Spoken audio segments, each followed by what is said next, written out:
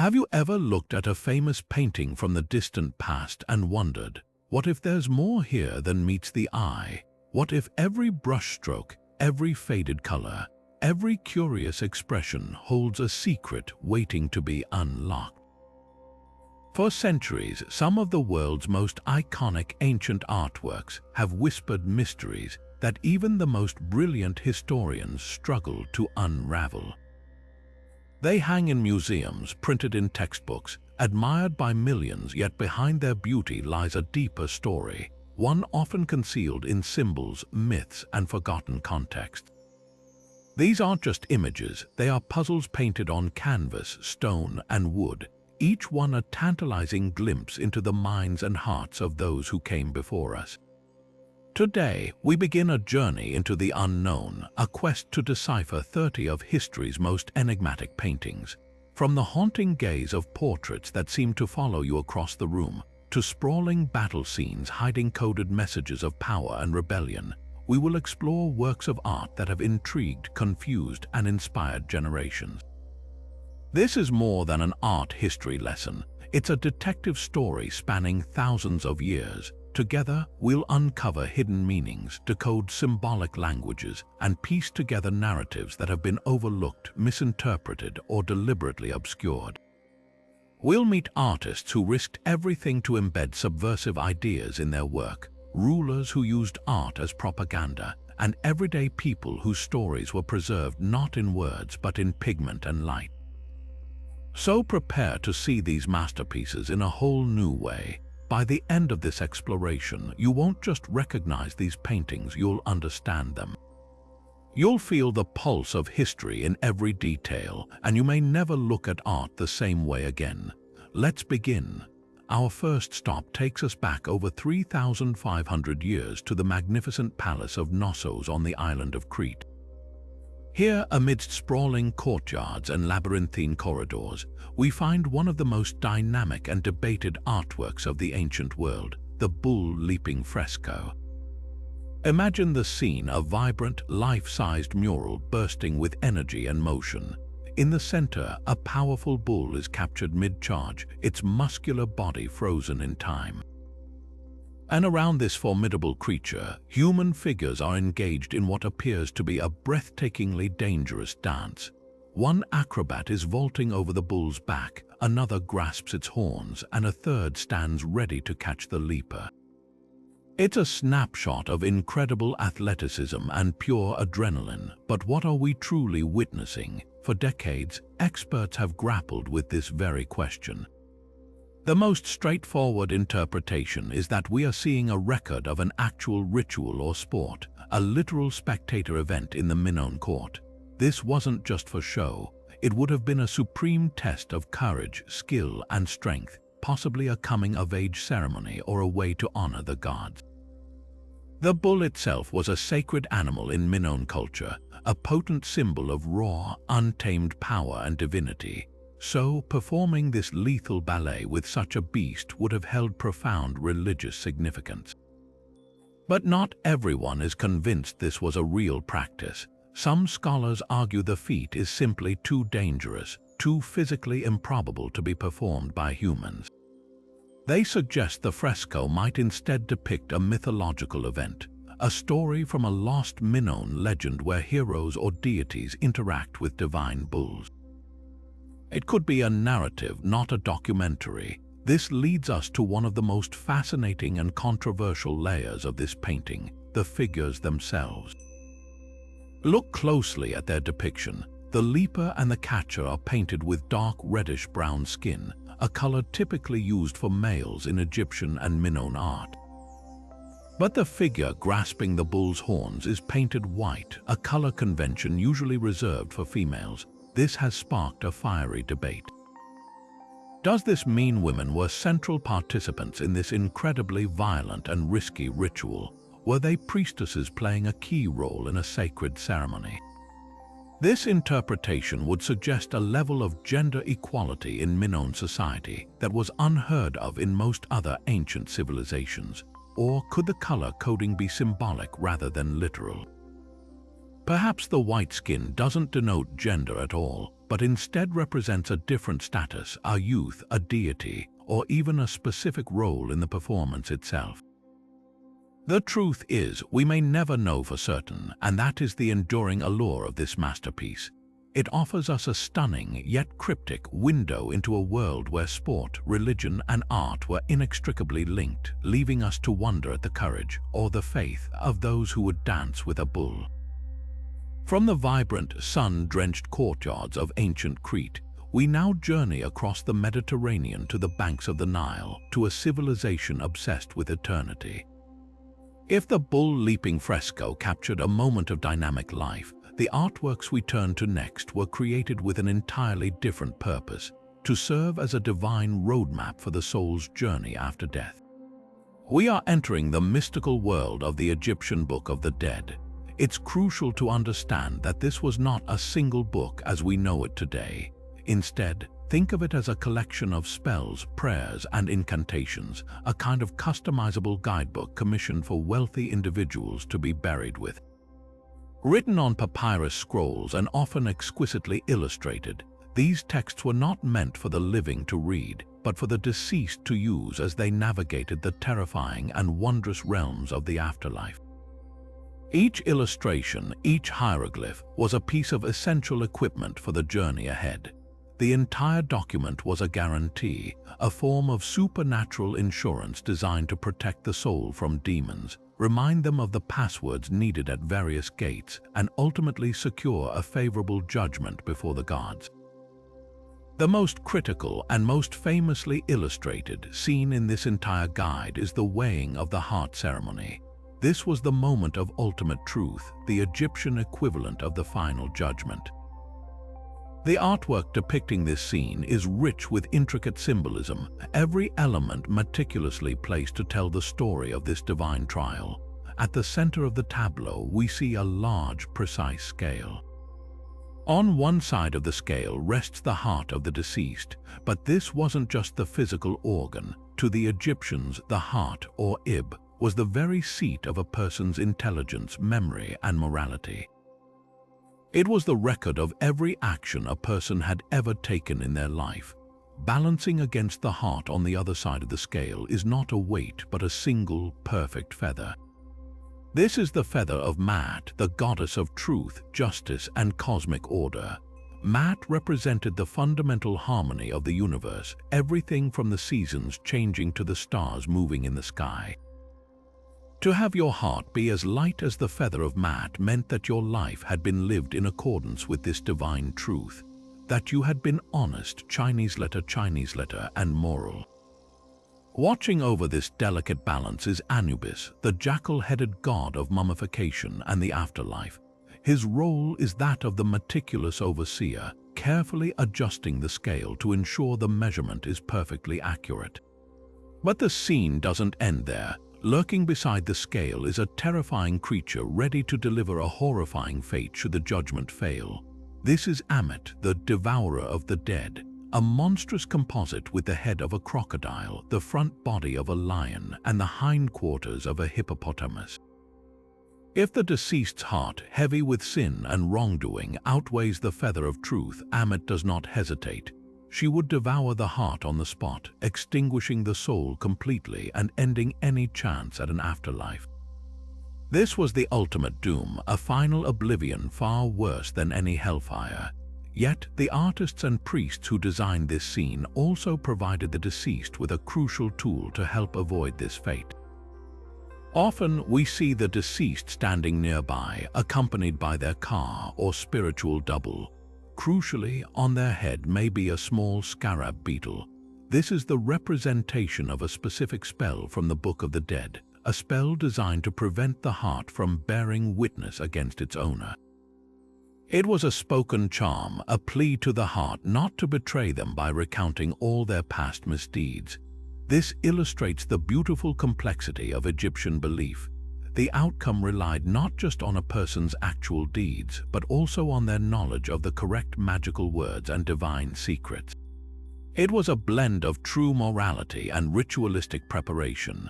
Ultimately, a successful weighing led to the most important figure in the scene, Osiris, the god of the afterlife, shown enthroned and wrapped like a mummy, holding the crook and flail of kingship. His presence signifies the reward. Having passed the test, the deceased would be presented to Osiris and granted access to the field of reeds, a perfect paradisiacal reflection of their life on earth, but without sorrow, pain, or want. This intricate painting, therefore, is far more than a simple image. It is a complete narrative of hope, fear, and salvation, a visual contract between humanity and the divine that promised that a righteous life, aided by sacred knowledge, could indeed conquer death itself. Leaving behind the mystical scales of Egyptian judgment, our investigation into ancient secrets now takes us to a dusty royal tomb in the city of Ur, in what is modern-day Iraq. Here, archaeologists uncovered an object that is both breathtakingly beautiful and historically profound, the Standard of Ur. Dating back around 4,500 years to the Sumerian civilization, this artifact isn't a flag or banner as its name might imply. It's a hollow wooden box, trapezoidal in shape, decorated with an intricate mosaic of shell, red limestone, and a stunning, deep blue lapis lazuli. These pieces were set into bitumen, a kind of ancient tar, to create two detailed narrative panels known as the war side and the peace side. This was likely a musical instrument or a ceremonial box carried on a pole, and it functions as a powerful double-sided storyboard, giving us an unparalleled glimpse into the world's first complex societies. Let's first turn to the war side, a chillingly organized depiction of conflict. This isn't a chaotic melee, it's a meticulously planned military operation, one of the earliest visual records of organized warfare. The narrative reads from bottom to top, a hierarchy of action. The lowest register shows 4 solid wheeled war carts, each pulled by a team of 4 onagers or wild asses. These are the ancient precursors to tanks, trampling enemies underfoot as a driver and a warrior armed with axes and spears stand ready for battle. Above them, the infantry marches in disciplined cloaks, holding spears and helmets, leading captured, naked prisoners. The top register is the climax. The king, shown larger than everyone else to signify his importance, stands before his retinue. He faces a line of these prisoners who are being presented to him, likely to decide their fate. This entire side is a powerful piece of propaganda. It communicates a clear message: the king's power is absolute, his army is invincible, and his authority is maintained through controlled, overwhelming force. It tells us that by this period, warfare was not just about raids but was a tool of statecraft, used to project power, acquire resources, and subjugate rivals. Now flip the standard over, and you are immersed in a world of opulent celebration. The peace side. This panel illustrates the prosperous rewards of that military success, a lavish banquet scene that also reads from bottom to top. The foundation of this wealth is literally at the bottom. Attendants and servants lead rams, goats, and fish and carry heavy bags, likely filled with grain or other goods, the tribute and agricultural bounty that fuel the economy. The middle register shows a procession of figures, some leading animals by the reins, others carrying heavy loads on their backs or shoulders, all moving towards the top register. This is likely a parade of foreign delegates bringing gifts and tribute, a sign of the city's economic and political influence across the region. Finally, at the apex of society, we witness the banquet itself. Seated figures dressed in elaborate fleece skirts raise cups in celebration. They are entertained by a musician holding a lyre, similar to the beautiful instruments found in the very tomb of Ur. And among them, again, is the king. He is the largest figure, seated and holding a cup, the unquestionable center of this universe of pleasure and power. This side reveals the intricate social hierarchy of Sumer. Everyone has a place, from the laborers and tributaries at the bottom to the elite revelers at the top, all under the watchful, divinely sanctioned eye of the monarch. But the story isn't just in the images, it's in the very materials used to create them. That brilliant blue lapis lazuli is a geographical bombshell. The nearest source for this precious stone was thousands of miles away in the mountains of modern-day Afghanistan. Its presence here in such quantity speaks volumes about the astonishing reach of Sumerian trade networks. This wasn't a local craft project, it was a statement of immense wealth and global connection. The ruler of Ur could command materials from across the known world to create an object that celebrated his power. The Standard of Ur, therefore, is far more than a beautiful artifact. It is a complete political document. It argues that through disciplined war, the king secures peace and prosperity, and through that prosperity, he gains access to exotic luxuries that further elevate his status. It is the world's first recorded mission statement, a declaration that might makes right, and that right leads to a magnificent feast. Stepping away from the grand narratives of war and cosmic judgment, we now turn our attention to a much smaller, yet infinitely more intimate object. This is not a sprawling fresco or a detailed mosaic, but a captivating figurine that you could hold in your hands, discovered in the temple repositories of the Knossos Palace. The Minoan Snake Goddess figurine stands as one of the most instantly recognizable and profoundly mysterious artifacts from the ancient world. Crafted from faience, a glazed ceramic, she is a stunning example of Minoan artistry, but every painted detail on her small form is loaded with meaning, inviting us into a world where the lines between priestess, goddess, and the natural world were beautifully blurred. The figure herself is a vision of powerful elegance. She stands tall and straight-backed, her posture radiating confidence and authority. Her most striking feature is her attire, an elaborate, layered flounced skirt and a tight-fitting bodice that famously exposes her breasts. This open bodice was not a sign of vulnerability or objectification in Minoan art. Rather, it was a powerful symbol of fertility and nourishment, directly linking her to the life-giving forces of nature. This connection to creation and sustenance is a vital clue to her identity. In one hand, she holds a snake, its body coiled around her arm, while another snake slithers around her other arm and rests its head calmly in her open palm. A third snake is often depicted wrapped around her headdress or body, completing this intimate embrace with the creature. So what do these snakes mean? Across countless ancient cultures, the snake was a potent multivalent symbol. It represented the earth itself due to its habit of living in holes in the ground. It was a symbol of rebirth and regeneration because of its ability to shed its skin and emerge renewed. And crucially, it was associated with wisdom, the underworld, and the protection of the household. For the Minoans, who lacked the clear, written myths of their Greek successors, the snake's meaning is interpreted through its context. The goddess's mastery over these powerful creatures suggests she is a protector, a custodian of the domestic sphere and the spiritual well-being of the community. She tames the chthonic, underworld power of the snake, harnessing it for good rather than fearing it. This control over such potent symbols leads to the central question: who is she?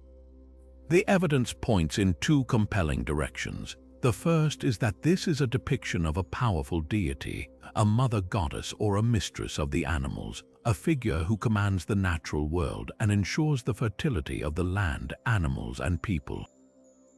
The exposed breasts reinforce this divine role, emphasizing her as a source of life itself. The second, equally plausible interpretation is that this is not a goddess at all, but a representation of a high priestess embodying the goddess's power during a sacred ritual. We know from other frescoes, like the one from Knossos showing a crowd of female worshippers, that women played a central and very public role in Minoan religious life.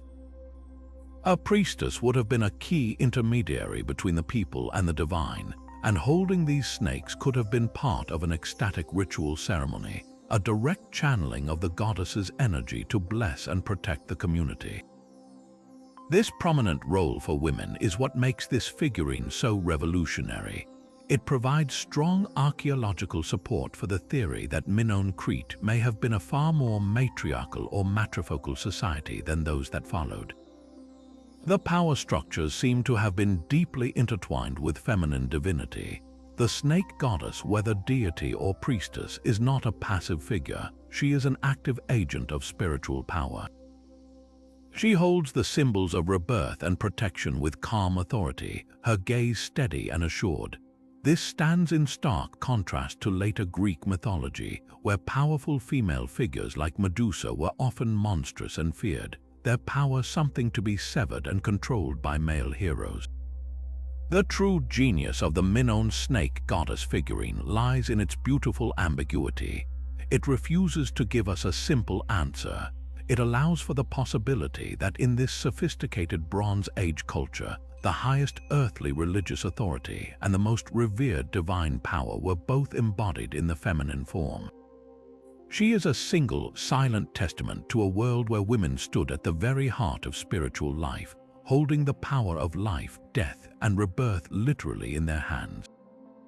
Traveling forward in time from the royal tombs of Ur, we find ourselves in another burial chamber, this time along the Nile River in 18th dynasty Egypt. Here, in the tomb of a man named Nebamon, we discover a fresco so bursting with life and vitality that it seems to defy its very purpose within a house of the dead. This is the banquet scene, and it is far more than a simple depiction of a party. It is a complex and beautifully painted prayer for eternity, a window into the Egyptian soul, and a masterpiece of hidden meanings waiting to be decoded. Nebamon himself was not a pharaoh but a wealthy middle-class official, a scribe and grain accountant in the temple of the god Ammon at Thebes. His title, scribe and counter of grain, tells us he was a man of importance, responsible for managing vast resources, a role that afforded him a lavish lifestyle and a beautifully decorated tomb. This context is crucial because his tomb art wasn't about recording his daily, mundane reality. It was about projecting an idealized version of his life and his character into the afterlife for all eternity. The entire chamber was a machine for resurrection, and every image was a functional part of that machine. The fresco captures a moment of luxurious celebration. We see Nebamon seated proudly, dressed in fine white linen and wearing a cone of perfumed ointment on his head, which would melt in the heat and cool him with its sweet scent. He holds a lotus blossom, a symbol of rebirth, to his nose. Surrounding him are his wife, Hatshepsut, and their young daughter, who is shown picking a lotus from her mother's hair. The scene is intimate and sensual, filled with the pleasures of life, music, food, perfume, and family love. But this intimacy is a carefully constructed illusion for a divine audience. The Egyptians believed you could take it with you, but only if you could depict it perfectly. By painting this feast in his tomb, Nebamon was ensuring that these joys would be magically available to him forever. Now look beyond the central family group, and the scene reveals even deeper layers of status and symbolism. Below the chairs of Nebamon and his wife, we see a menagerie of the natural world that speaks volumes about their wealth and the idealized ecosystem they wish to inhabit. There are ducks, a cat, and even a small, spotted mongoose on a leash. These were not random pets, they were potent status symbols. Exotic animals and well-fed pets were the ultimate luxury in ancient Egypt, demonstrating that Nebamon had the resources to import and care for such creatures. The cat, in particular, holds a special significance. It is shown with perfect, naturalistic grace, having just caught a bird. This isn't a depiction of chaos, it's a symbol of the controlled, perfect order of Nebamon's world. The cat performs its natural duty, protecting the grain stores from birds, thus protecting the source of Nebamon's own wealth and livelihood. It is a perfect circle of prosperity and control, all contained within a single, elegant image. The true heart of the fresco's magic, however, lies in its depiction of abundance, and this is where the artist's skill becomes truly transcendent. Servants and attendants are shown bringing endless offerings to the deceased. One young woman, often singled out for her captivating beauty, is shown offering a basket of fruit and a jar of wine. Her figure is rendered with such fluid, graceful lines that she seems to be in motion even now, thousands of years later. The artist used clever techniques to create this illusion of life. The outlines of her body are slightly blurred where her limbs move, a primitive but effective form of motion blur. Her translucent dress is painted so finely that we can see the body beneath it, a testament to both the artist's technical skill and the Egyptian appreciation for sensual beauty. This isn't just a servant, she is a personification of abundance itself, eternally ensuring that Nebamun will never want for sustenance or beauty. Perhaps the most ingenious layer of symbolism is woven into the very materials of the feast. Look at the offerings piling up around the family: grapes, figs, and loaves of bread. These represent more than just a good meal, they are direct symbols of resurrection. Grapes are associated with wine, which was linked to the blood of the gods and to rituals of rebirth. The cycle of the grapevine, dying in winter and returning each spring, made it a perfect metaphor for the soul's journey. The bread made from grain holds an even more powerful meaning.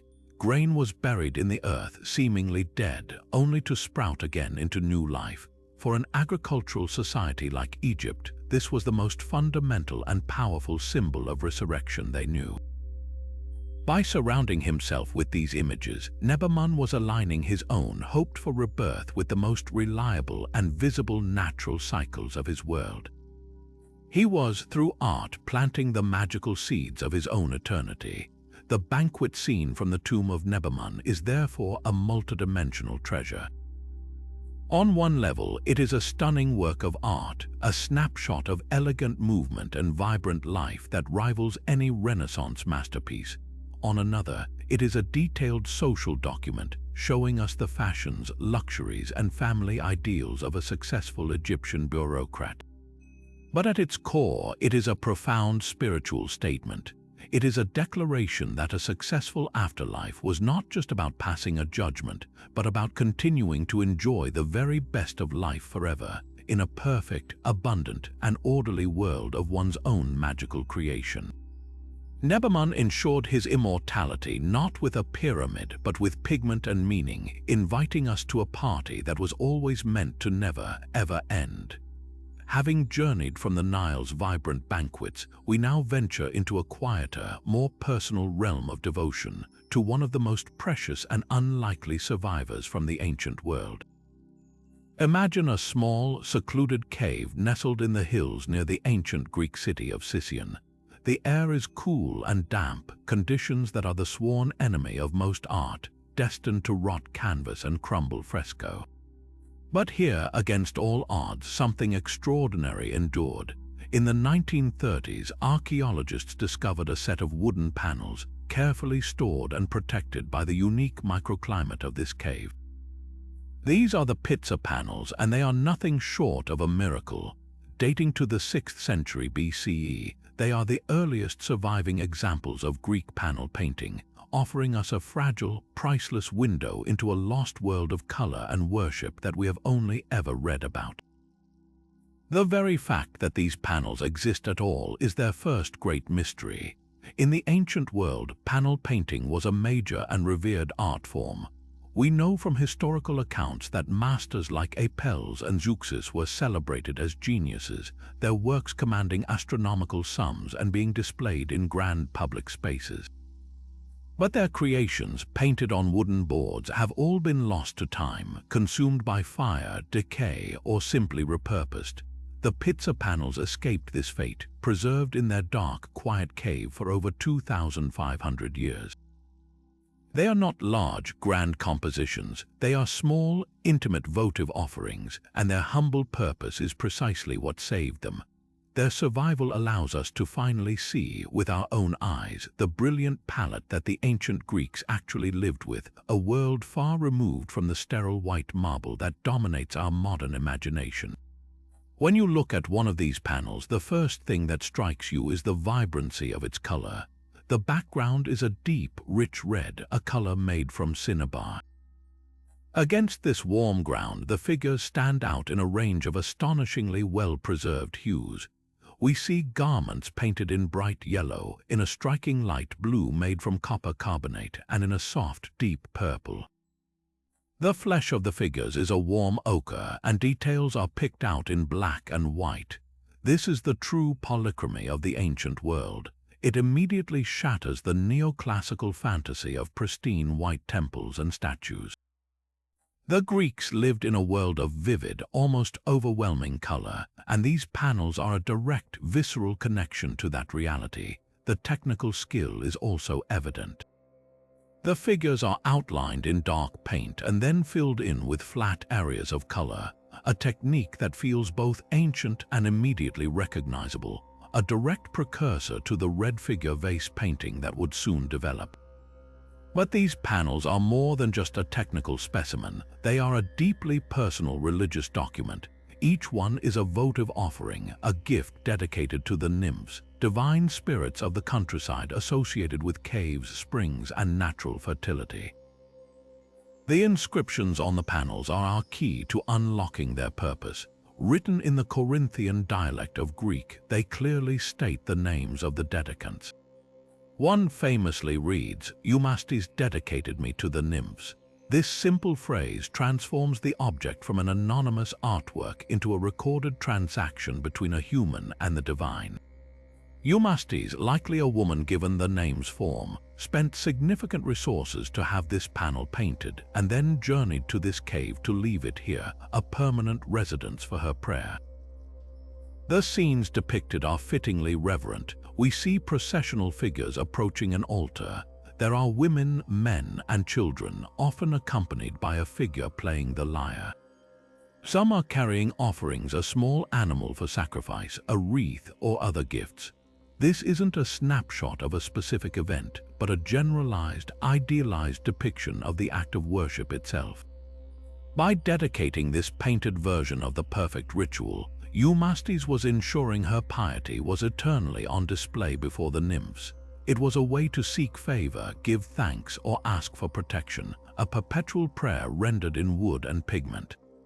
The pizza panels, therefore, are a rare fusion of the grand and the intimate.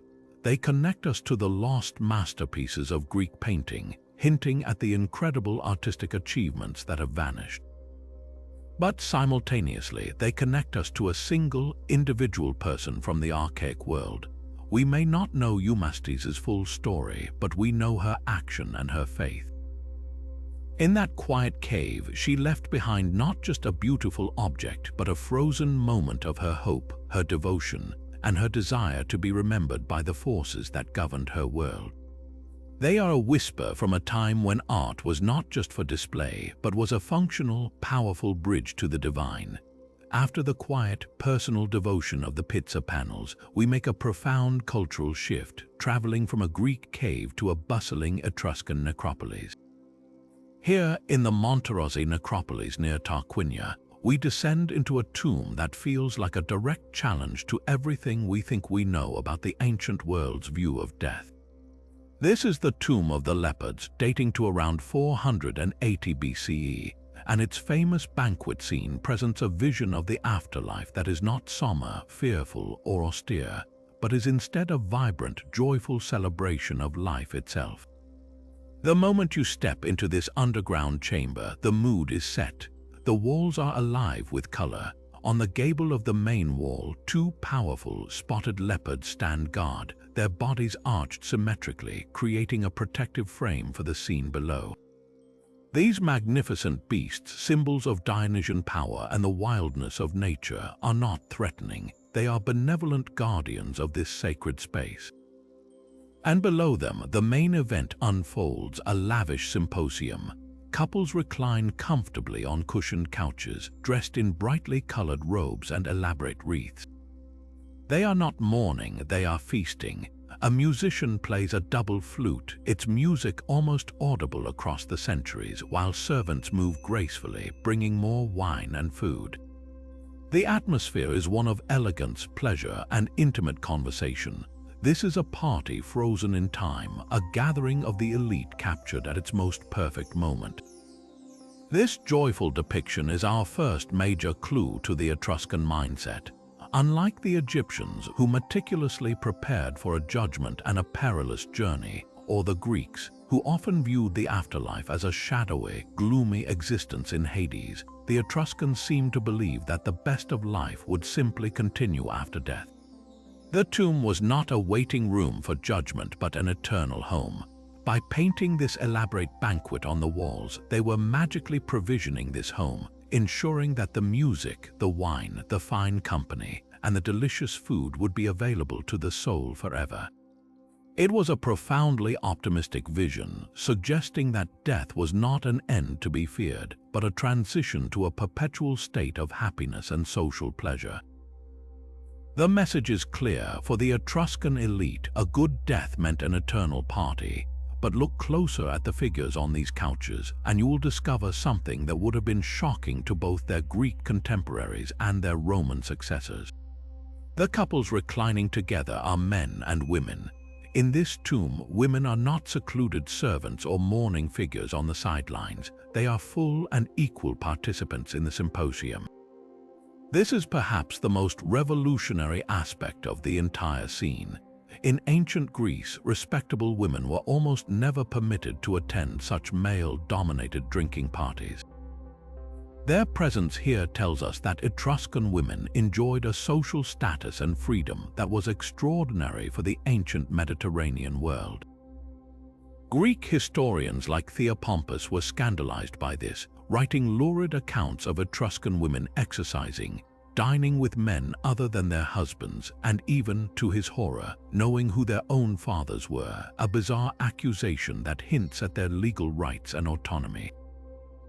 The Tomb of the Leopards provides visual proof of this different social structure. The women are depicted with the same dignity and elegance as the men. They lean back on the couches, engaged in conversation, holding their drinking cups, and are clearly active participants in the revelry. Their presence signifies that in the Etruscan view of eternity, the bonds of marriage and partnership were central to eternal happiness. The afterlife was a place where you would continue to enjoy the company of your beloved spouse as equals forever. This was a funerary practice that celebrated life, love, and equality in a way that no other contemporary culture dared to depict. This fundamental difference in funeral art highlights the unique position of the Etruscans. They were deeply influenced by Greek art, adopting the technique of fresco painting and the symposia theme itself. But they radically transformed its meaning to fit their own worldview. For a Greek, a symposium scene on a vase might celebrate earthly pleasures, but in a funerary context, it would be rare and certainly would not include women so prominently. The Romans, who would later conquer the Etruscans, adopted a much more solemn and public approach to death, focused on ancestral masks and processions that emphasized the continuity of the family line and the state rather than personal joy. The Tomb of the Leopard stands in beautiful, defiant contrast to both. It is an intensely personal, optimistic, and sensual declaration of what one powerful Etruscan family believed awaited them beyond the grave, a world without sorrow, where the music never stops, the wine never runs dry, and the ones you love are always by your side. Emerging from the vibrant Etruscan celebration of life, we now step into a space of profound and terrifying transformation, a room where the very walls seem to pulse with sacred mystery. Our journey brings us to a Roman villa just outside the walls of Pompeii, a city famously frozen in time by the eruption of Mount Vesuvius in 79 AD. Within this villa, known as the Villa of the Mysteries, we find one of the most complete and startlingly well-preserved cycles of frescoes from the ancient world. This is not a single scene but a continuous narrative that wraps around an entire chamber, pulling the viewer into a dramatic and emotionally charged story. For over a century, scholars have debated its meaning, but the prevailing and most compelling theory is that we are witnessing a secret initiation right into the mystic cult of Dionysus, a powerful and often subversive religious movement that promised its followers ecstasy and a blessed afterlife. The fresco cycle unfolds like a sacred comic strip, and while interpretations of the exact order vary, It generally follows a young woman, an initiate, as she undergoes a series of trials and revelations to become a priestess or a full member of the cult. The genius of the artwork is that it doesn't just show us events, it makes us feel the emotional arc of the journey, from nervous anticipation to sheer terror and finally to triumphant transcendence.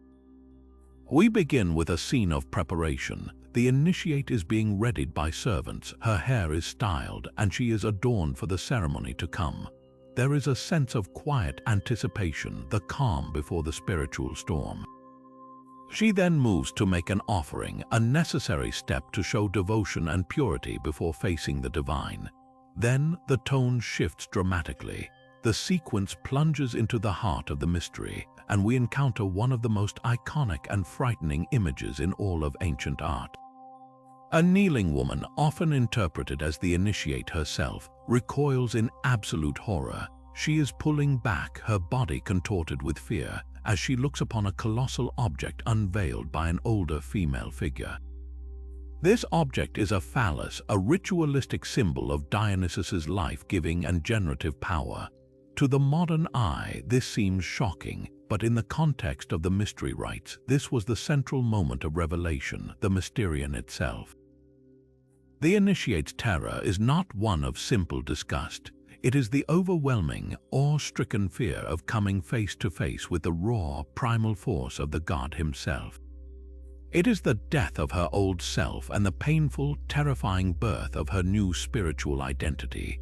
This moment of terror is not endured alone. The presence of divine helpers is crucial. We see the winged goddess Eidos, a personification of shame or awe, perhaps there to comfort or to represent the very emotion the initiate is experiencing. Most importantly, we see the majestic figure of Dionysus himself, reclining luxuriously in the lap of his mother, the goddess Semele. His presence is serene, a stark contrast to the chaos unfolding nearby. He holds a thyrsus, a fennel staff topped with a pine cone, the primary symbol of his followers. His calm demeanor suggests that while the path to enlightenment is frightening, the god himself is the source of ultimate peace and salvation for those who persevere. Following this climax, the scenes transition toward resolution and triumph. The initiate is shown participating in a sacred dance, shaking a musical instrument called a sistrum, her movement ecstatic and free. In another panel, she is kneeling again, but this time not in fear. She is revealed to be holding a sacred basket or cister and is gently assisted by a silent female attendant, a guide through the final stages of the ritual. The most famous image of this final act is that of a woman being lightly whipped by a winged female figure. This is likely not a punishment, but a ritualized scourging, a final purificatory act to drive out any last remnants of her old, profane self, to make her entirely pure and ready for the god. The cycle concludes with a powerful image of rebirth and integration. The initiate, now transformed, is shown calmly and elegantly adjusting her hair and donning her matrimonial veil. She is preparing for her sacred marriage to the god, the hieros gomos, which would complete her initiation. She is no longer a frightened girl but a confident priestess, a bacchante. Seated beside her is the lady of the villa herself, witnessing the entire ceremony with a look of serene approval. This final detail is critical. It connects the powerful spiritual transformation directly to the wealthy Roman matron who owned this villa and likely sponsored this very cult. For her, having these rites painted in her home was a permanent testament to her own piety and her elevated status within this exclusive spiritual community. The Villa of the Mysteries frescoes are therefore a multidimensional masterpiece. They are a detailed guide to a secret religious experience, a profound psychological study of fear and ecstasy, and a bold declaration of personal faith and social power, all preserved for eternity by the very catastrophe that sought to destroy them.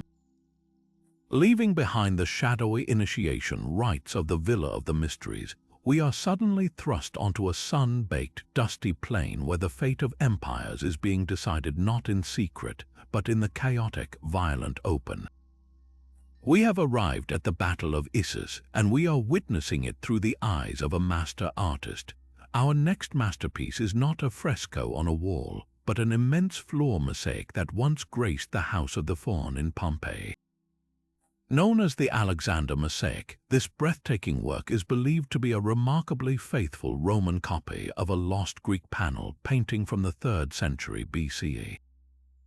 It is more than a historical record. It is a masterpiece of psychological drama and political propaganda, capturing the single most decisive moment in a clash that changed the world. The scene is one of controlled chaos. Thousands of figures, cavalry, infantry, and horses are locked in a violent struggle, yet the composition is meticulously arranged to guide our eyes directly to the heart of the drama, the piercing gaze between two men. On the left, bursting into the frame with unbelievable energy, is Alexander the Great. His helmet is knocked back, his hair is wild, and his eyes are locked with an intense, almost supernatural focus on his opponent. He is the embodiment of unstoppable force, a human spear point aimed directly at the Persian king. He rides without a hint of fear, his body leaning into the action, his spear already having tragically found its mark in a Persian soldier who collapses beneath him. This is not just a general, this is a demigod of war, a force of nature made manifest. His target, and the true psychological center of the entire mosaic, is the Persian king of kings, Darius Roman III. He could not present a more striking contrast. While Alexander charges forward, Darius is frozen in a moment of devastating realization. He stands tall in his ornate chariot, his body turned toward the fray, but his face is a mask of sheer horror and pity. His hand is outstretched not in command, but in a gesture of helpless compassion toward one of his own dying bodyguards, who has just thrown himself in front of a spear meant for his king. This single gesture is a narrative bombshell. It tells us everything about the moment. Darius is not a coward, but he is a man who has just understood he has lost. His concern for his loyal soldier humanizes him, but in the context of this brutal battle, it also fatally weakens his image as an invincible leader. The artist has captured the precise instant where the aura of invincibility surrounding the Persian Empire shatters, replaced by the terrifying ascent of a new world order. Beyond this intense human drama, the mosaic is a treasure trove of accurate military detail that confirms its origins from a time very close to the actual event. The equipment is rendered with painstaking precision. We see the distinctively long Macedonian spears, the sarissas, held by the phalanx soldiers in the background. We see the intricate scaled armor of the Persian nobility and the reinforced chariot of Darius himself. Even the expressions of the horses are studies in emotion. Some scream in pain, others charge with frothing mouths, adding a layer of visceral realism to the scene. This attention to detail suggests the original artist may have been an eyewitness or had access to detailed accounts from soldiers who were there, wanting to record not just the heroics of Alexander, but the brutal truth of ancient combat. And that truth is where the genius of this work as propaganda becomes clear. While it portrays the chaos of battle, every single element is carefully curated to deliver a powerful message about Alexander's leadership. Notice how the tide of the battle literally flows from left to right. Alexander and his companions surge forward on the left, an unstoppable wave of energy and purpose. On the right, the Persians are already collapsing into disarray, their faces etched with fear and confusion, their bodies turning to flee. The composition itself argues that Alexander's sheer will is physically pushing the enemy back. He is the focal point, the catalyst for the entire victory. Furthermore, by showing Darius not as a monster but as a sympathetic and ultimately defeated man, the propaganda makes an even deeper point. It suggests that Alexander's victory was not just one of military might, but of moral and charismatic superiority. The good, noble, but ultimately weak king is destined to fall before the brilliant, fearless, and divinely favored young conqueror. The Alexander Mosaic, therefore, is far more than a copy of a famous painting. It is a timeless study in leadership, fear, and destiny. It freezes a 2,300-year-old moment of collision between two men, two armies, and two empires, allowing us to witness the exact second the world turned. It is a psychological portrait that manages to evoke sympathy for the loser while leaving no doubt about the inevitability of the winner. For the Romans who walked across this floor in Pompeii, it was a reminder of the greatness of Greek culture they had adopted and a symbol of the kind of decisive, heroic leadership they themselves admired. For us, it remains one of the most powerful and human depictions of war ever created, a silent testament to the ambition of a king who wanted the world and the genius of an artist who knew exactly how to make him immortal. From the epic clash of empires on a Pompeian floor, we now turn to a much quieter, yet no less profound human drama. Imagine a sprawling Greco-Roman cemetery in the Fayum Basin of Egypt, a region of lush farmland a short distance from the Nile. For centuries, archaeologists have excavated these sands, uncovering thousands of mummies. But these are not like the anonymous, idealized sarcophagi of the pharaohs. When they carefully unwrap the linen bandages, they are met with a startling sight, a hauntingly realistic portrait of the deceased, painted on a wooden panel and placed directly over the face of the mummy. These are the Fayum mummy portraits, and they represent one of the most intimate and fascinating cultural fusions in the ancient world, where Roman realism met Egyptian eternity. The first thing that strikes you about these portraits is their breathtaking modernity. The subjects gaze out at us across 2 millennia with a directness and individuality that feels utterly contemporary. We see men, women, and children from the 1st to 3rd centuries AD, rendered with a psychological depth that is almost photographic. There are serious young men with fine stubble and thoughtful eyes, fashionable women adorned with gold leaf jewelry and intricate braids, young girls with solemn expressions, and stern-looking patriarchs. You can see the faint lines of age, the particular curve of a smile, the glint of light in a pupil. This is not an idealized type or a symbolic representation. This is a specific person captured with a startling and respectful realism. They are a direct challenge to the notion that all ancient art was stylized and impersonal. In these faces, we meet the people of Roman Egypt as they truly saw themselves. This revolutionary style of portraiture was a direct import from the Roman world. Egypt had been conquered by Rome after the death of Cleopatra, and it became a prosperous Roman province. With the legions and administrators came Roman customs, including their tradition of realistic funerary portraits. Wealthy families in the Fayum, many of whom were descended from Greek and Roman settlers, adopted this practice. But they didn't abandon their adopted home's ancient beliefs. This is where the fusion becomes truly fascinating. They used the most modern Roman artistic technology to fulfill a deeply Egyptian spiritual need. The portrait was not meant for a grieving family to remember their loved one. Its primary audience was the gods of the afterlife. Its function was magical and ritualistic. The Egyptians believed the soul, or Ba, needed to be able to recognize its body to return to it each night. A generic painted face on a coffin might not be enough. But a hyper-realistic portrait bearing the exact likeness of the deceased, that would be an unmistakable beacon, ensuring the soul could always find its home and thus achieve immortality. The Roman portrait guaranteed an Egyptian eternity. The technique used to create these masterpieces is as remarkable as the concept itself. Most were painted using the demanding method of encaustic, where pigments are mixed with hot beeswax. The artist would apply this molten, colored wax with a metal tool called a cauterium, building up the image in bold, expressive strokes. This technique allowed for incredible texture and luminosity. You can see the thick, buttery strokes that define a woolen cloak, the delicate, almost feathery touches that create soft hair, and the subtle blending of tones in the skin that gives it a warm, lifelike glow. Some artists used a softer approach, tempera, where egg yolk binds the pigments, resulting in finer, more delicate details. The panels themselves were often made from imported lime or oak wood, and the finest examples feature gold leaf highlights on jewelry and wreaths, a final touch of luxury for the journey ahead.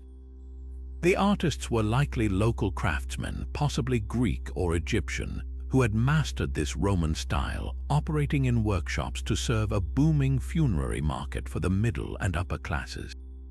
What these portraits reveal about identity in Roman Egypt is incredibly moving. We see a society that was proudly multicultural. The hairstyles are the latest fashion from Rome, often mimicking the elaborate braided styles of empresses like Faustina the Younger. The clothing is Roman tunics and mantles fastened with ornate brooches, yet the purpose is purely Egyptian. The subjects often hold pagan symbols like a tiny figure of the god Serapis or a sprig of ivy sacred to Dionysus, showing a blend of Greek, Roman, and Egyptian divine protection. But perhaps the most powerful statement of identity is in the faces themselves. Genetic analysis tells us the population was deeply mixed, and the portraits confirm it. We see a stunning array of features, olive skin and dark, expressive eyes that reflect a Mediterranean heritage, alongside faces with fuller lips and darker complexions that speak to their North African roots. These were not Romans pretending to be Egyptian or Egyptians pretending to be Roman. They were something new, people of the Fayum, who saw no contradiction in wearing a Roman hairstyle, worshipping a Greek-Egyptian god, and preparing for an afterlife straight out of the ancient Book of the Dead. Their identity was a tapestry, and they wore it with a quiet confidence that still resonates today. The Fayum portraits stand as a powerful testament to a universal human desire, to be remembered not as a symbol but as an individual. In these faces, we see the hope that something of our unique self, our spark of consciousness and personality, can somehow endure. They looked into the eyes of the artist, trusting that this image would be their passport to eternity, their anchor for the soul in the vastness of the afterlife. They could never have imagined that their passport would also become a window, allowing us 2,000 years later to look directly into their world and recognize our shared humanity. They sought immortality from the gods, and in a way they achieved it through art. Our journey now takes us far from the Roman sands of Egypt and across the world to the heart of ancient China during the illustrious Han Dynasty. Here, in a tomb at Mawangdui, archaeologists made a discovery of breathtaking beauty and philosophical depth. A painted silk banner, exquisitely preserved, that served as a funeral guide for a noblewoman named Xin Jui. This was not a portrait for memory, but a detailed map of the cosmos, a visual itinerary designed to safely navigate her soul through the terrifying and wondrous realms of the afterlife. To understand this banner is to undertake a vertical journey through the entire Chinese universe, from the dark depths of the underworld to the ultimate freedom of the heavens, all reflecting a profound shift in spiritual thought. The banner is organized into 4 distinct horizontal registers, each representing a different plane of existence. Our journey begins at the very bottom in the underworld. Here, the atmosphere is heavy and primal. We see 2 intertwined giant fishes, perhaps representing the chaotic waters from which all life emerged. A muscular underworld deity stands astride them, supporting the weight of the entire cosmos above him on his broad shoulders. This is a place of foundations, of the raw, formless power that underpins the ordered world. It is the necessary starting point, the origin from which the soul must ascend. Moving upward, we arrive at the earthly realm. This section is a vivid snapshot of life as it was for the elite. We see Xin Jui herself, the Lady of the Tomb. She is depicted not as a youthful ideal, but as an elderly, dignified woman leaning on a staff, surrounded by her attentive servants who are preparing offerings for her journey. This is a crucial detail. It connects her directly to her worldly status and her physical body, tethering her identity as she prepares to leave it behind. The scene is bustling with activity, but it is also contained, representing the middle world of human society, ritual, and obligation from which her soul must now depart. The ascent continues into the celestial realm, a world of ethereal beauty and divine beings. This section is dominated by elegant, long-tailed birds soaring amidst cloud-like patterns. At the center, we find a powerful hybrid creature, a man with a serpent's tail coiled around him. This is likely Fu Zai and Nu Hua, the mythical twin creators of humanity, often depicted as intertwined serpentine deities symbolizing the union of yin and yang, the fundamental forces of the cosmos. Their presence signifies the harmonious, generative power of the universe, a stage far beyond mere human concerns, but the soul's destination lies even higher. The pinnacle of the banner represents the ultimate heavenly abode. Here, in the uppermost section, the atmosphere changes completely. The composition opens up into spacious, flowing lines. We see a seated figure, perhaps the deified form of Xinjui, having shed her mortal coil. She is now in the presence of a celestial god and a central, powerful deity, possibly the Queen Mother of the West, Zai Wang Mu, the grantor of immortality in Taoist mythology. A crimson sun containing a golden crow and a silvery moon with its jade rabbit and toad flank this serene scene. This is the realm of pure, eternal spirit, the Taoist paradise where the immortal soul achieves unity with the cosmic order, freed from the endless cycle of birth and rebirth. This intricate cosmology is a brilliant visual expression of early Taoist beliefs that were crystallizing during the Han Dynasty. The banner's purpose was intensely practical within this spiritual framework. It was a ritual object likely carried in the funeral procession before being placed inside the coffin. Its function was magical and guiding. The soul of the deceased, perhaps confused after death, could use this map to orient itself.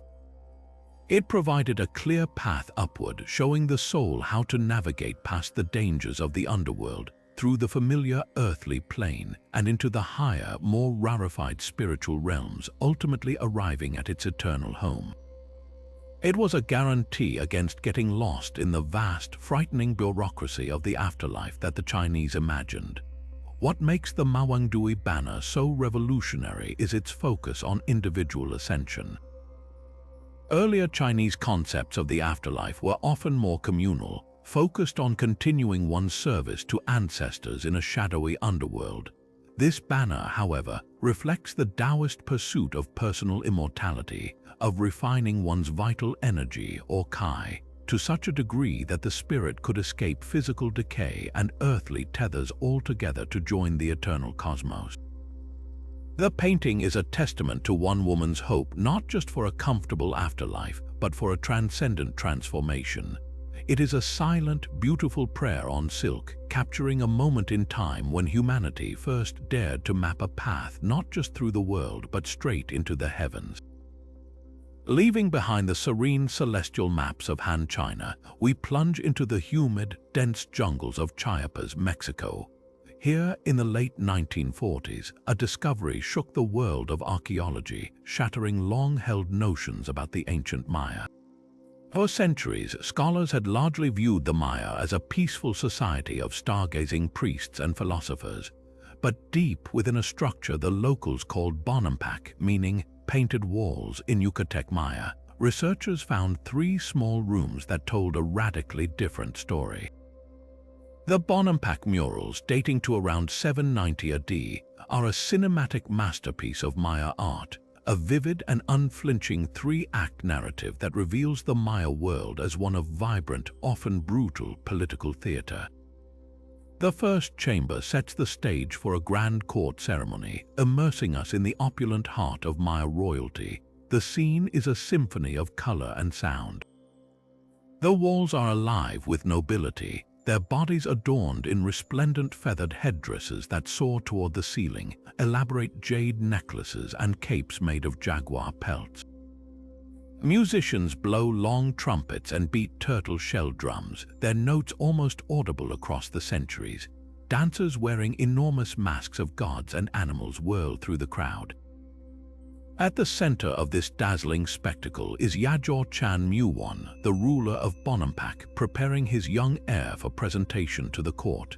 The child is held aloft, a living symbol of dynastic continuity, ensuring the noble bloodline and the favor of the gods will flow into the future. This room is a powerful statement of legitimacy, wealth, and divine right, demonstrating that the king's power was sustained not just by force, but by his ability to stage magnificent displays of culture and ritual that reinforced the social hierarchy. This celebration, however, was built upon a foundation of military might, a truth violently revealed in the second chamber. The mood shifts from joyous ceremony to the raw chaos of battle. This is not a sanitized, distant view of warfare. It is a brutal, personal, and immersive experience. The artist uses a revolutionary technique to convey this chaos, arranging the combatants not in orderly ranks but in a tangled, overlapping mass that spills across the entire wall.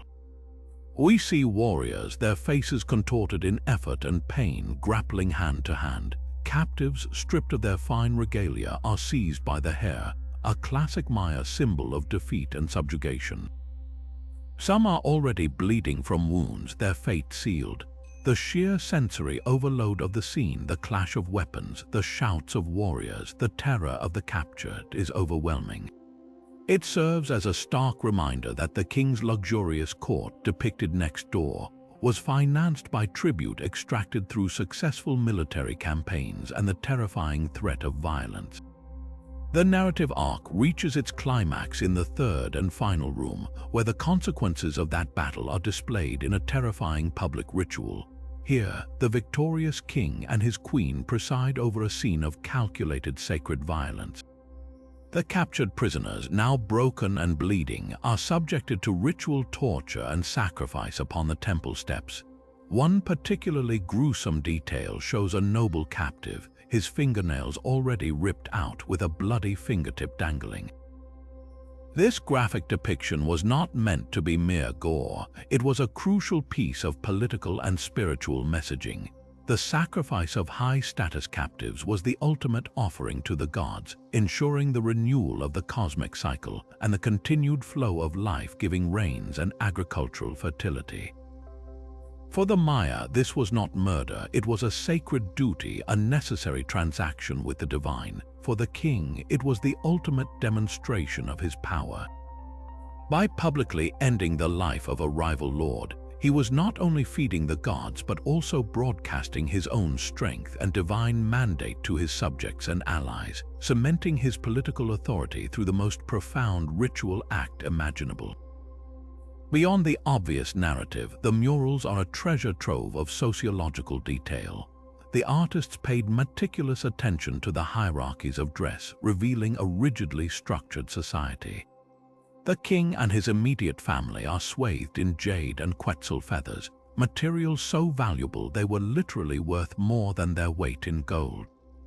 Lower-ranking nobles wear less elaborate versions of this regalia, while servants and attendants are shown in simple loincloths, their social status immediately visible. The murals also provide evidence of the important, active role of women in Maya court life.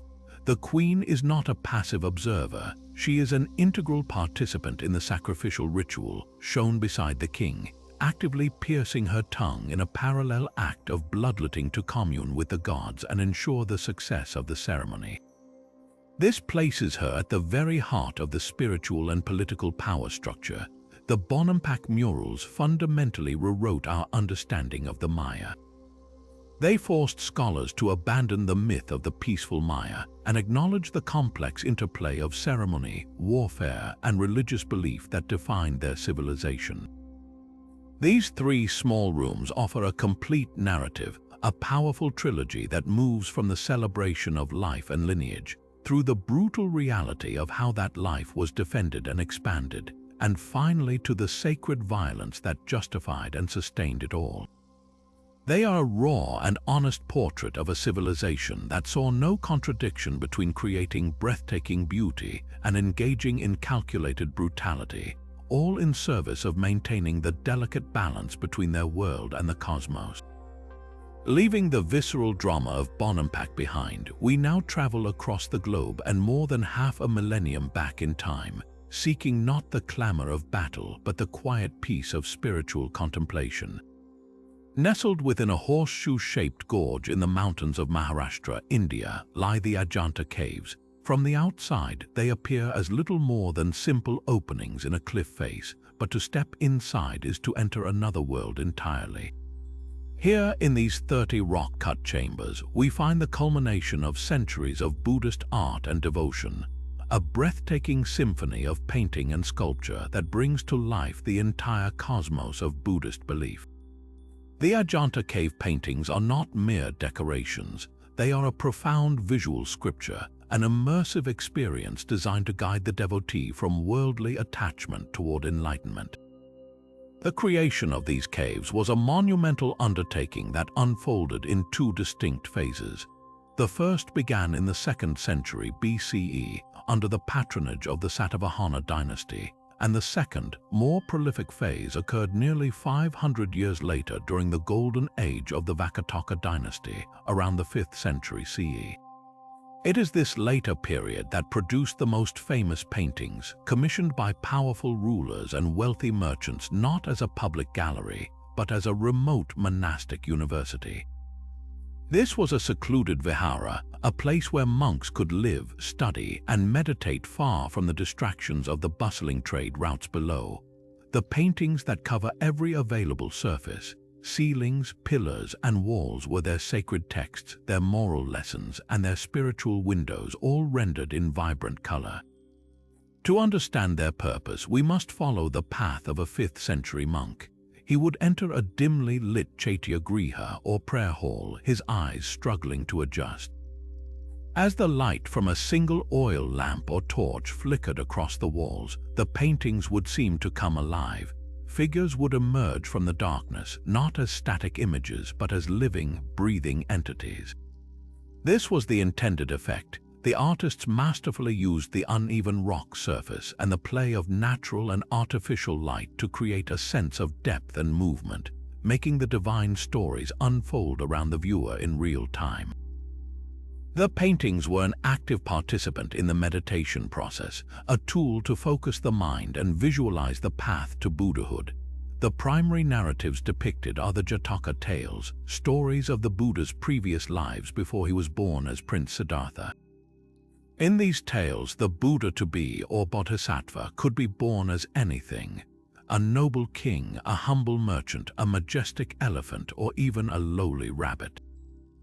Each life was a lesson in a specific virtue, such as compassion, generosity, or self-sacrifice.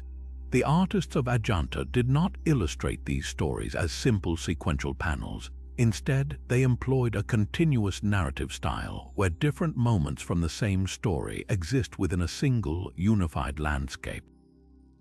You might see the Bodhisattva as a prince making a vow of generosity in one part of the scene, and then again as he calmly gives away his eyes or his flesh to a beggar in another, all within the same painted frame.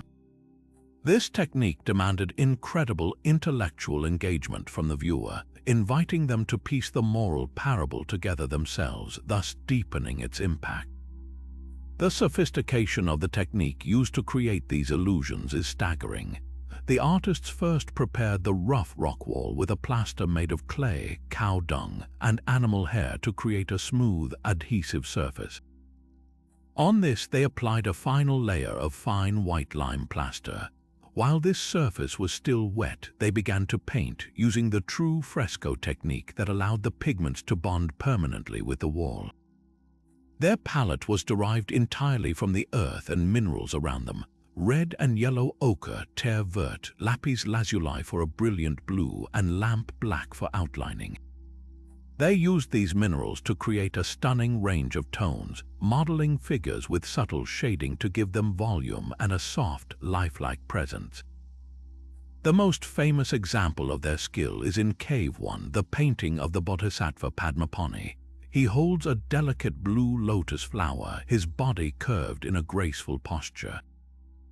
His face is the very image of compassionate calm. his downcast eyes expressing a deep, inward peace that seems to radiate outward, offering solace to all who stand before him. Beyond the Jataka tales, the paintings also depict the life of the historical Buddha and the celestial universe he inhabits. Apsaras, or celestial nymphs, float across ceilings, their garments and jewelry rendered with exquisite detail that speaks to the luxurious court life the monks had renounced, yet could still appreciate as a reflection of heavenly beauty. Scenes of everyday life, from bustling marketplaces and crowded royal courts to quiet moments in a garden, are woven throughout, grounding the spiritual lessons in a world the viewers would recognize. This was not an art that rejected the world, but one that sought to find the sacred within it, to show that the potential for enlightenment exists in every being and every action. The Ajanta caves represent a perfect, seamless fusion of art and religion. Every brushstroke was an act of devotion, every image a prayer made visible. They served a dual purpose. For the unlettered layperson, they were a beautiful and easily understood lesson in morality. For the advanced monk deep in meditation, they were a complex visual mandala, a focus for concentration to help them visualize the qualities of the Buddha and ultimately realize their own Buddha nature. These caves are a silent, magnificent symphony painted in the dark, a testament to the human desire to not just believe in the divine, but to see it, to be surrounded by it, and to ultimately become one with it. Beneath the bustling, sun-drenched streets of ancient Rome lies another city, a silent city of the dead. Here, in the labyrinthine tunnels of the catacombs, we find an art born not of triumphalism, but of secrecy, hope, and profound faith. These are not the grand basilicas of a later, accepted Christianity. These are the hidden drawings of a persecuted minority, a visual language created to comfort the bereaved and affirm beliefs under the very nose of an empire that could execute them for their convictions. To decipher these images is to crack a code, to understand how a community under threat used simple, everyday symbols to speak volumes about salvation, sacrifice, and the promise of eternal life. The most famous of these symbols is perhaps the humble fish. To a Roman passerby, a simple outline of a fish scratched on a wall might signify nothing more than a grocer's advertisement or a child's doodle. But to an initiated Christian, it was a powerful declaration of faith, a secret handshake rendered in paint. The word for fish in Greek is ichthys. This word became a perfect acronym, a covert creed, Isus Christos Theouios Soter, which translates to Jesus Christ, Son of God, Savior. The fish, a creature that lives in a world inaccessible to humans, became a perfect symbol for Christ himself, a being from a divine realm. Furthermore, Christ's ministry was filled with fish miracles, the calling of fishermen as his first disciples, the feeding of the 5,000 with loaves and fishes, and the post-resurrection breakfast on the beach. So this simple image, easily drawn and easily hidden, encapsulated Christ's identity, his story, and his role as the spiritual sustenance for believers. It was a multi-layered symbol of safety and salvation in a world that offered neither. Another symbol that carried a hidden double meaning was the anchor. In the practical Roman world, an anchor was a universal sign of safety, stability, and hope for a safe harbor after a perilous journey. Christians eagerly adopted this imagery but infused it with a deeper theological significance. The anchor's shape closely resembled a cross, the very instrument of Christ's execution that became the ultimate symbol of his victory over death. Therefore, an anchor painted in a catacomb burial chamber was not just a wish for a calm sea in the afterlife. It was a direct statement of faith in the crucified and risen Christ as the one true anchor for the human soul, the sure and steadfast hope that could secure them against the storms of persecution and the finality of death. It visually connected the idea of safe passage with the mechanism of salvation, the cross itself. Perhaps the most comforting and pervasive image in the catacombs is that of the Good Shepherd. This figure appears repeatedly, a young, beardless man carrying a sheep on his shoulders, To Roman authorities, this would have looked entirely harmless, even familiar. It was a common pastoral motif in classical art, representing philanthropy, humanitas, or simply a rustic idyll. There was nothing explicitly Christian about it, which made it the perfect disguise. For Christians, however, this figure was a direct representation of Christ, based on his own parables in the Gospel of John, where he declares, "I am the Good Shepherd." The Good Shepherd lays down his life for the sheep. The image was a powerful promise of personal care and protection. In the context of a burial chamber, it offered immense comfort to grieving families, assuring them that their loved one was not lost but had been found and carried home by a compassionate Savior. It emphasized Christ's role as a gentle caretaker rather than a stern judge, a theme of mercy that resonated deeply with a community facing constant threat.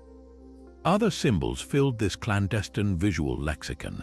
The dove, representing the soul and the Holy Spirit, often carried an olive branch, signaling the peace found in salvation and the end of the spiritual flood.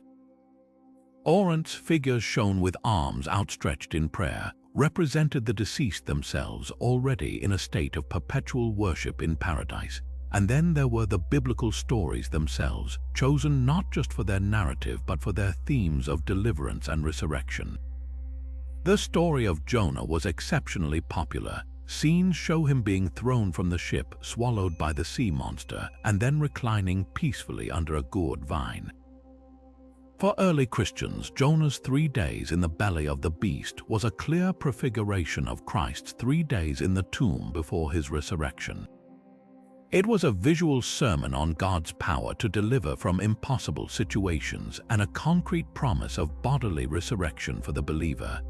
This encoded language of survival did more than just conceal. It laid the very foundation for all future Christian art. When the Emperor Constantine legalized Christianity in the early 4th century with the Edict of Milan, the Church suddenly moved from the catacombs to the basilicas. It needed a public art to decorate these vast new spaces and to educate a flood of new converts. The symbols that had once been secret now became public badges of honor. The Good Shepherd evolved from a youthful, beardless figure into the more authoritative, majestic Christ Pantocrator, the ruler of all, that we see in Byzantine mosaics. The simple orant figures became intricate depictions of saints and martyrs. The narratives of Jonah and Daniel became grand cycles of frescoes covering entire church walls.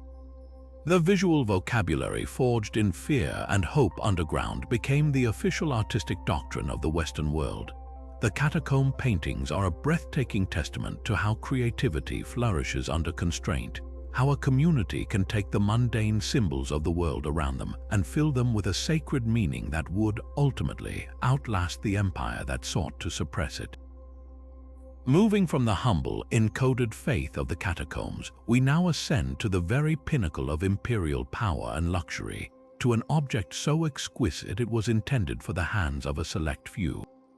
Imagine holding a large, heavy disc of layered sardonyx, its base a milky white and its upper layer a deep, translucent chocolate brown. Under the skill of a master carver, this stone has been transformed. The white layer has been painstakingly carved away in places, leaving a raised, detailed scene in stark white relief against that dark, dramatic background. This is the blocker's cameo, a monumental gemstone from the reign of Emperor Augustus, and it is far more than a beautiful piece of jewelry. It is a dense and powerful piece of political propaganda carved in miniature, a sovereign message of power intended for an audience of one. At first glance, the central figure is unmistakable. We see the Emperor Augustus, but he is not depicted as a mere mortal ruler. He is presented in the heroic nude, his muscular torso exposed, a heavy cloak draped around his lower body. His head is turned in a powerful, classical profile, his gaze fixed on some distant, lofty horizon. But most significantly, perched upon his shoulder is the aegis, the magical goatskin shield fringed with serpents and emblazoned with the head of the Gorgon Medusa. This is the sacred attribute of Jupiter, king of the Roman gods. The message is direct and audacious. Augustus is not just comparing himself to Jupiter, he is being visually assimilated with the deity. He is the Eupiter tonans, Jupiter the thunderer, the bringer of order and the punisher of wrongdoers. This divine association was the cornerstone of Augustan propaganda. After the bloody chaos of the civil wars that ended the Roman Republic, Augustus needed to present his new autocratic rule not as a tyranny, but as a divinely ordained necessity, a golden age of peace and order bestowed upon Rome by a fatherly, godlike figure. The cameo makes this argument not with words but with a single, breathtaking image. Yet the genius of this object lies in its surrounding details, which deepen and complicate this message of power.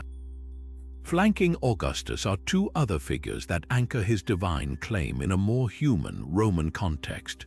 On one side stands a youthful, athletic man, often interpreted as the god Mars Ultor, Mars the Avenger. This connects Augustus directly to the mythic founding of Rome by the sons of Mars, Romulus and Remus, and more specifically to Augustus's own military vengeance against the assassins of his adoptive father, Julius Caesar. On the other side is a crowned female figure representing the goddess Roma, the personification of the Roman state itself. Her presence signifies that Augustus's power is not merely for his own glory, but is in perfect harmony with the needs and identity of Rome. He is the protector of the state, and the state, in turn, legitimizes his rule. The entire scene is framed by trophies of war-captive armor and weapons, and beneath the emperor's feet, a small, kneeling figure represents a conquered barbarian. Every element is meticulously placed to communicate a complete ideology. Augustus, with the blessing of the gods and the support of the Roman military, has brought peace through victorious conquest, and his rule is as natural and powerful as that of Jupiter over the cosmos. The material of the cameo itself is a critical part of its message. Sardonyx was an incredibly expensive and rare stone, often imported from the distant East. The ability to commission such a large, flawless piece and the supreme skill required to carve it without error demonstrated the vast economic resources now controlled by the imperial court. This was not art for the masses, it was a luxury good of staggering value meant for the eyes of the senatorial elite or perhaps a foreign king. Its purpose was diplomatic and persuasive.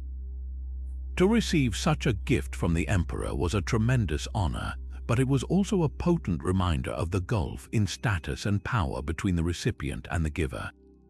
Holding this heavy, cold stone, feeling the precise lines of the carving, the elite viewer would understand their place in this new world order. They were part of Augustus's system, beneficiaries of his peace, but ultimately subjects of a man who walked with gods. While the carved relief is the primary focus, evidence suggests that such cameos were often enhanced with painted details, now lost to time.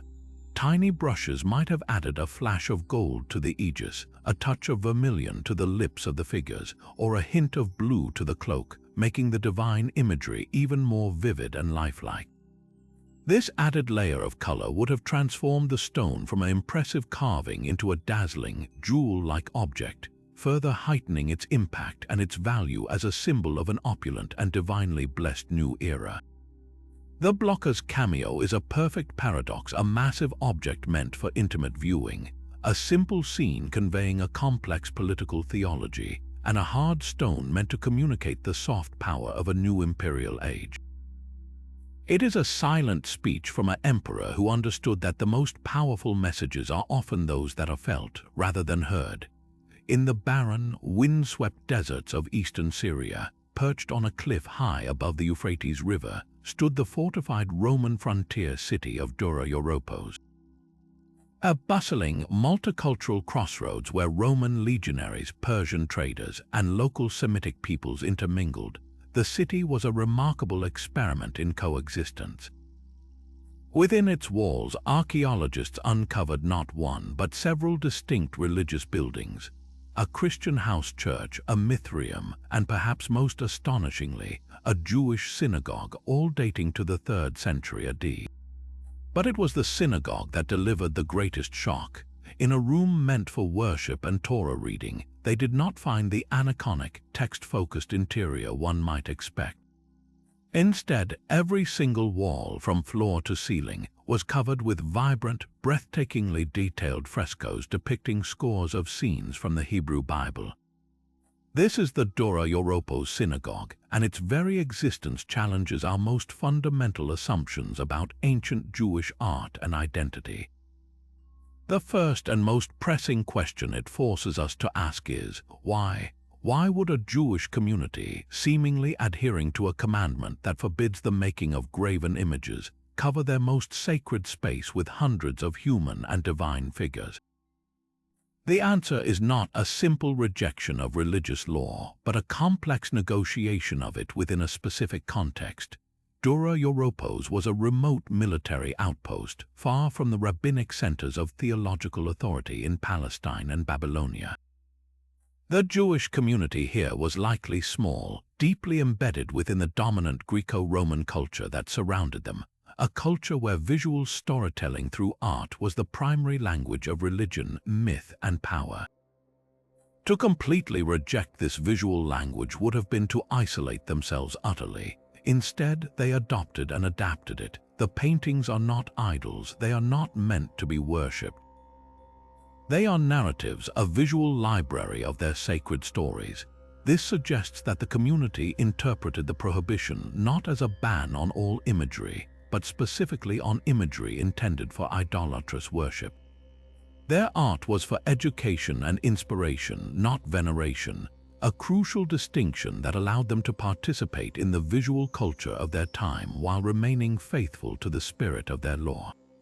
The scope of these biblical stories is immense, forming a continuous narrative frieze that wraps around the room. We see the infancy of Moses, with his mother Jochebed placing him in the bulrushes of the Nile, and Pharaoh's daughter discovering him, a scene rendered with the elegance and detail of a Roman historical painting. The Exodus is depicted with power, showing the Israelites not as a faceless horde, but as distinct individuals marching triumphantly out of Egypt. There is the dramatic showdown between the priest of Baal and the prophet Elijah on Mount Carmel, and the stunning vision of Ezekiel standing in the valley of dry bones, watching as sinew and flesh knit together over skeletons at God's command. The story of Esther saving her people is shown, a particularly resonant tale for a minority community living under foreign rule, and presiding over it all on the western wall facing Jerusalem is the most theologically daring image of all, a monumental depiction of the Temple of Jerusalem with the Ark of the Covenant at its center. This was not the real, destroyed temple, but an idealized heavenly version of it, a powerful symbol of hope, memory, and divine promise for a community in exile. The artistic style of these frescoes is a perfect reflection of the city itself, a fascinating hybrid. The techniques are entirely Roman. The artists used the same methods for preparing the plaster and applying pigments that one would find in a Pompeian villa. The figures are modeled with light and shadow to give them volume, and they are arranged in classical poses, yet the storytelling is decidedly Eastern and Jewish. There is a pervasive use of what art historians call continuous narrative, where multiple episodes from a single story are shown within the same frame without borders to separate them. In one panel for the story of Samuel anointing David, we see the prophet 3 times, leaning on his staff as he speaks to Jesse, anointing one of David's brothers, and finally anointing David himself. This technique, which prioritizes the clear communication of the story's plot over classical ideals of spatial realism, would become a hallmark of later Byzantine and medieval Christian art. The community at Dora Europos was literally inventing a new visual language for their faith, blending the artistic grammar of Rome with the sacred vocabulary of the Torah. This gets to the core of the painting's purpose. In a community where literacy could not be assumed, and where many members might have spoken Greek or Aramaic as their primary language rather than Hebrew, these walls functioned as a massive, accessible picture book. A father could bring his child to the synagogue and walk them around the room, pointing to each panel and recounting the stories of their ancestors, of Abraham's faith, of Moses' leadership, of Esther's courage. For converts to Judaism, the frescoes would have been an essential catechism, a visual guide to the foundational myths and laws of their new faith. And for a community living on the very edge of the Roman Empire, surrounded by powerful pagan and emerging Christian influences, these paintings were a bold declaration of identity. They asserted the antiquity, the richness, and the divine favor of their own history. They were a way of saying, "This is who we are and this is our story," ensuring that their children and their neighbors would never forget the powerful legacy they carried with them, even in the farthest reaches of the world. The Dura Europos synagogue is not an anomaly. It is a testament to the adaptive, living nature of faith, showing how a community can hold onto its core truths while finding new and powerful ways to proclaim them to the world.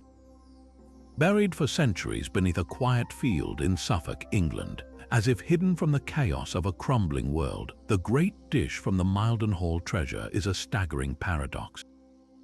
In the 4th century AD, Roman Britain was a distant, often restless province on the very edge of the empire, a place of military garrisons and rustic villas. To find here, in this context, one of the most magnificent pieces of Roman silverwork ever discovered is to confront a profound mystery. This isn't a simple platter. It is a vast, heavy disk of gleaming metal, a cosmological map and a declaration of supreme sophistication, all designed for the most exclusive of dinners.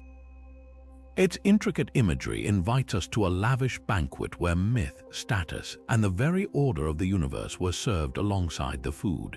At the center of the dish, the artistic program begins with a calm, powerful presence. Here we find the bearded, majestic head of Oceanus, the divine personification of the ocean that encircled the known world. His hair and beard are flowing, tangled with seaweed, and from his mouth emerge the claws of a lobster, a bizarre yet fitting detail that emphasizes his nature as the source of all marine life.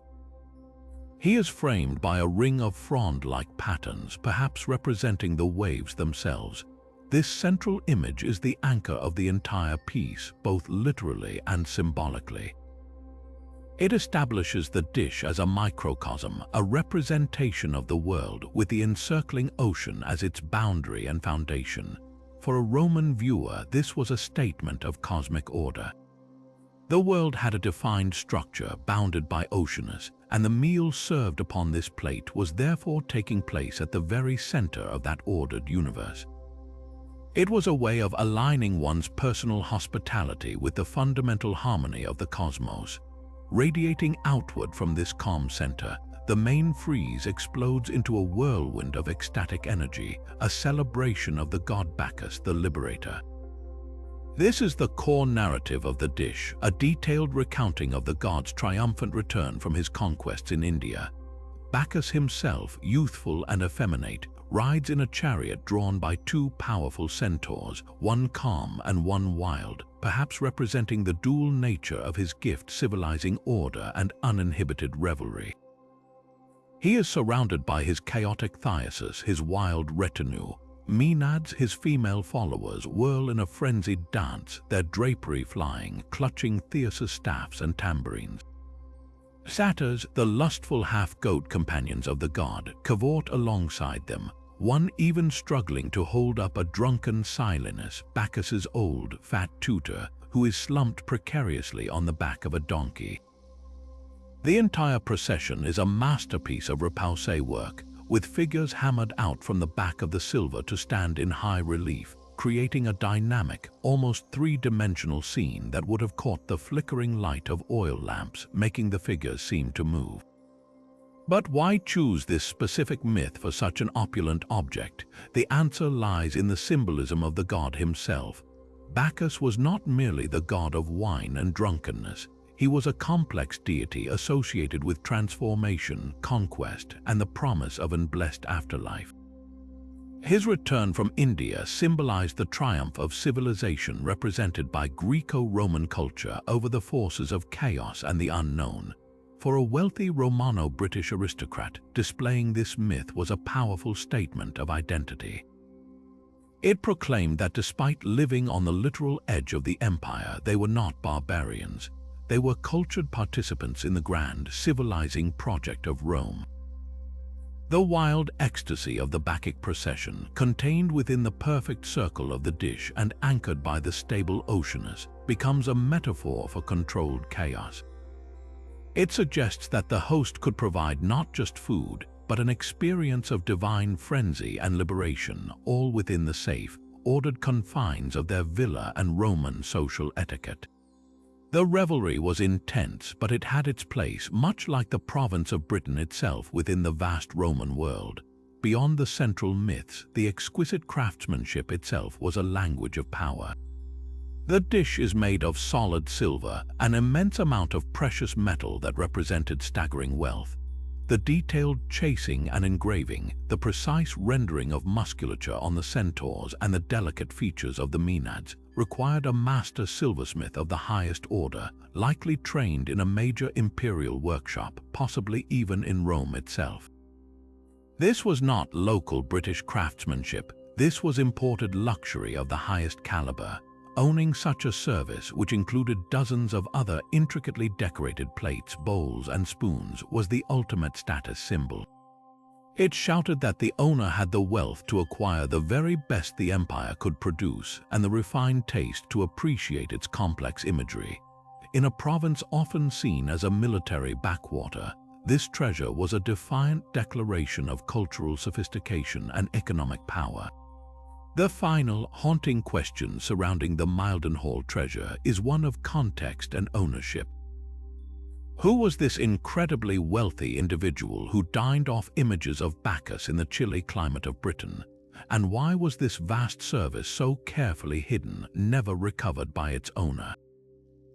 The most compelling theory suggests the owner was not a native Briton, but a high-ranking Roman official or a vastly wealthy merchant who had integrated into local life.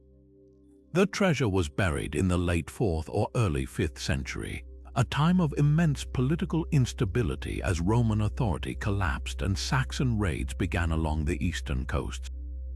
The owner, facing an imminent threat, buried his most valuable possessions, intending to return for them when the danger passed, a return that never happened. The great dish, therefore, is more than art. It is a silent witness to the end of an era. It represents the peak of Romano-British luxury, a life of cultured banquets and classical learning, all suddenly interrupted.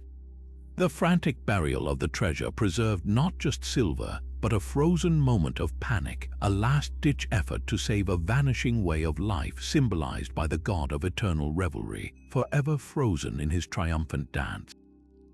Leaving behind the Roman luxury of the Mildenhall treasure, we journey east to the soaring deserts and mighty empires of ancient Persia, to the court of the Sasanian kings.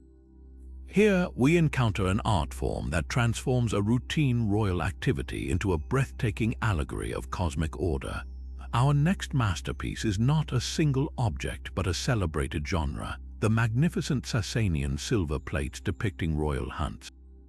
Imagine holding a heavy silver platter, its surface gleaming, and upon it, a king is frozen in a moment of perfect, violent action. His bow is drawn, his arrow is about to fly, and a powerful lion leaps toward him, jaws agape. This is far more than a simple record of a pastime. It is a dense, symbolic declaration of what it meant to be the King of Kings, the ultimate fusion of political propaganda, religious duty, and artistic brilliance. The Sasanian Empire, which ruled from the 3rd to the 7th century AD, was the last great Persian imperial dynasty before the rise of Islam, and it saw itself as the direct heir to the legacy of the ancient Achaemenid kings. Its rulers, the Shahanshah or King of Kings, cultivated an aura of immense, divinely sanctioned power. They understood that their authority needed to be constantly communicated and reinforced, not just through laws and battles, but through potent symbols. The royal hunt was one of the most powerful of these symbols, and the silver plates that commemorated it were not dinnerware for everyday use. They were prestigious diplomatic gifts, royal commissions, and ceremonial objects, often buried as treasure or given to loyal nobles to secure their allegiance. They were mass-produced in imperial workshops, yet each one was a masterpiece, designed to broadcast a consistent and awe-inspiring image of the monarchy to the elite across the empire and beyond. At the heart of these scenes is the king himself, always instantly recognizable and rendered with idealized superhuman qualities. He is the undisputed focal point, a figure of immense physical power and grace. He is never shown in a moment of doubt or struggle. Even in the midst of a life and death confrontation with a ferocious beast, his posture is one of perfect control and noble composure. His royal status is proclaimed through every meticulously crafted detail. He wears a distinctive, elaborate crown, often unique to his specific reign, allowing historians to identify which monarch is depicted. He is adorned with symbols of his office, bejeweled neck-torques, armbands, and flowing ribbons of silk that stream behind him, emphasizing his dynamic motion. This is the king as the perfect athlete and warrior, a paragon of masculine virtue and aristocratic training, demonstrating his fitness to rule through his physical prowess. The prey in this drama is equally significant, and it is almost always a powerful, dangerous animal, a lion, a boar, or a bull. These are not passive targets, they are fierce, active opponents, their muscles coiled, their teeth bared in a snarl. They represent the untamed forces of nature, the chaos that constantly threatens the edges of the civilized world. In Zoroastrianism, the state religion of the Sasanians, the world was seen as a battleground between the forces of good, light, and order, and the forces of evil, darkness, and chaos. By depicting the king single-handedly subduing these creatures of chaos, the artist transforms a hunting scene into a sacred act. The king is not merely hunting for sport. He is performing his primary duty as the protector of his people and the defender of Ashar, the divine order. Each arrow he looses is a blow struck against disorder, each victory a reaffirmation of the cosmic balance he is sworn to uphold. The composition of these plates is a study in dramatic tension and masterful storytelling. The scenes are not static portraits but explosive narratives captured in a single climactic moment. The king, usually on a rearing horse, twists his body to aim backward at a beast lunging at him from behind. This creates a powerful circular energy, a whirlwind of action that pulls the viewer's eye around the entire plate. Every element contributes to this sense of dynamic movement: the flowing ribbons, the billowing cloaks, the arched bodies of the animals. The artist uses the shallow depth of the repoussé relief to create a crowded, intense atmosphere where the danger is immediate and palpable.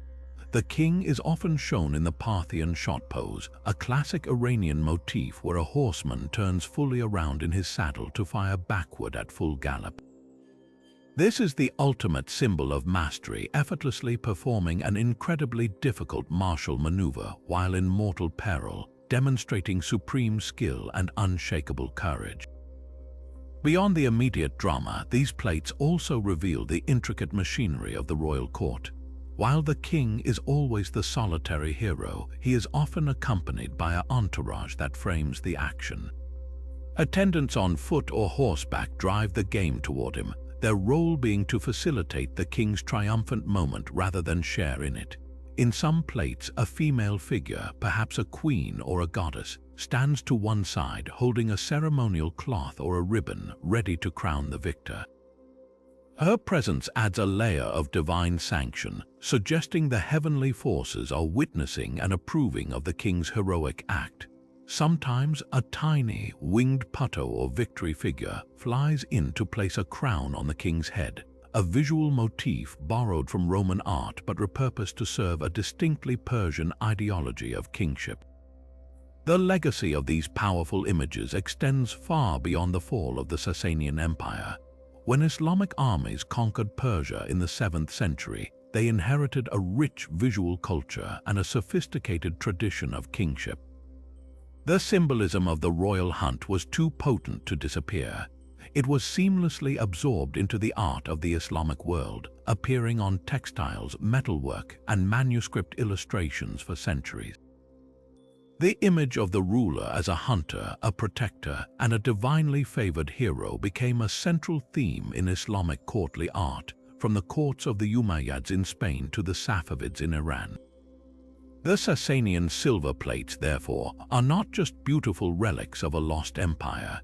They are the foundational blueprints for a visual language of power that would resonate across continents and millennia, a timeless testament to the idea that the true duty of a king is to be the relentless hunter of chaos. Tucked away in the Kentish countryside, within the remains of a once opulent Roman villa at Lullingstone, lies a small, unassuming artifact that speaks volumes about a world in quiet transition. High up on the wall of a private chamber, above two beautifully preserved floor mosaics depicting the myth of Europa and the abduction of a nymph, someone carefully painted a curious symbol. It is not large, but its meaning is immense: the Chi-Rho Christogram, one of the earliest and most potent symbols of Christianity. This simple mark, formed by superimposing the first two Greek letters of Christ's name Chi and Rho, is a spiritual bombshell in a deeply pagan setting, offering an intimate glimpse into the personal faith of a Romano-British family at the very dawn of Christian history in Britain. The villa itself tells a story of wealth and Romanization. Built in the 1st century and expanded over hundreds of years, it belonged to a powerful local landowning family, likely officials who administered the imperial estate or prosperous farmers who had grown rich supplying the nearby garrison and the city of Londinium. They lived a life of cultivated luxury, surrounded by fine imported pottery, intricate mosaics, and underfloor heating. Their choice of decor was distinctly classical and pagan, celebrating the lush, mythological world of Jupiter, Neptune, and Bacchus. The vibrant mosaic of Europa being carried across the sea by Jupiter in the form of a bull is a masterpiece of pagan storytelling, a celebration of divine power and metamorphosis. To find the Chi-Rho painted directly above this scene is not an act of replacement, but of fascinating coexistence. It suggests the family did not feel the need to tear down their old world to embrace the new. Instead, they simply added this new layer of belief onto the existing foundation of their cultural and social identity. The Christogram was not a declaration of war on paganism, but a new chapter in the family's evolving spiritual story. Dating this symbol is crucial to understanding its revolutionary nature. The painting is believed to have been added in the late 4th century, a period of dramatic change across the Roman Empire. This was after the Emperor Constantine's famous vision of the Chi-Rho before the Battle of the Milvian Bridge in 312 AD, which he believed granted him victory and led him to legalize Christianity.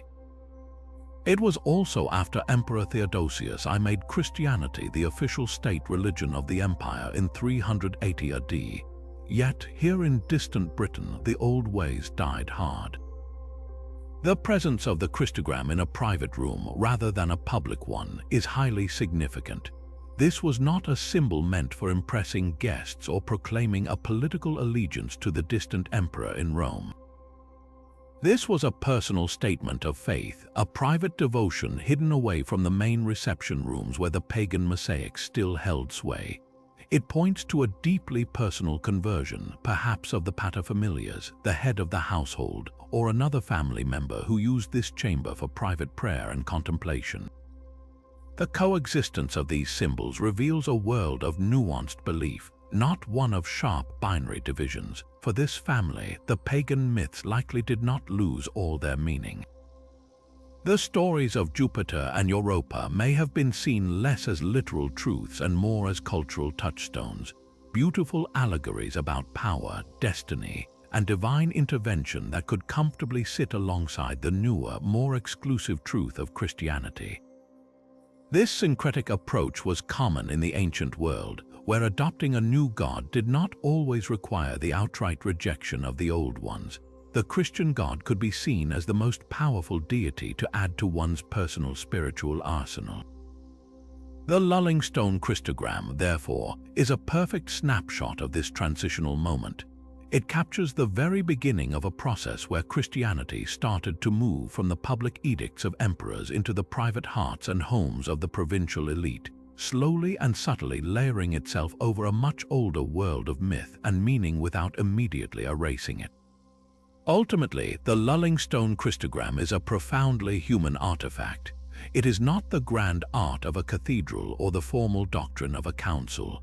It is the quiet, personal mark of an individual or a family navigating a changing world, trying to reconcile their deep-rooted cultural heritage with a powerful new belief system that promised a different kind of salvation.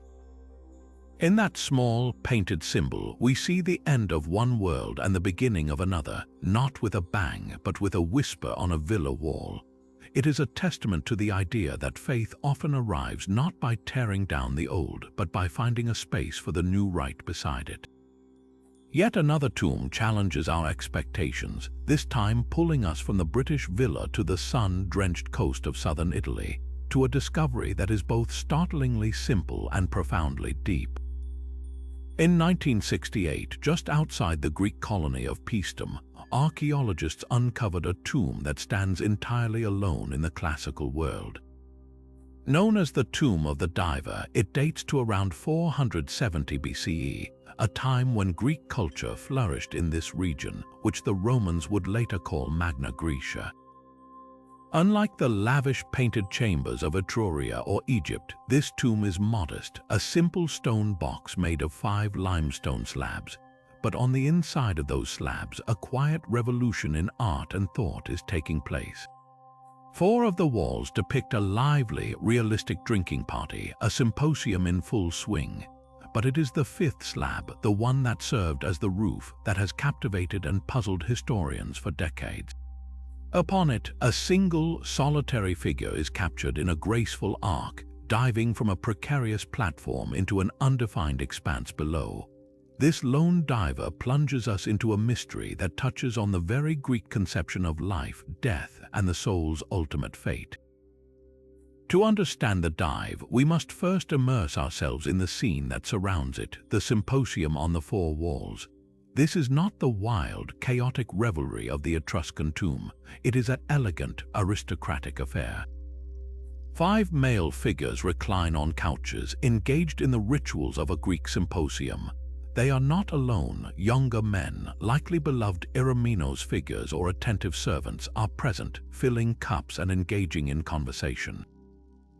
The atmosphere is one of cultivated pleasure and sophisticated conversation. One man plays a lyre, another raises a cup in a toast, 2 others are deep in discussion, their gestures animated and natural.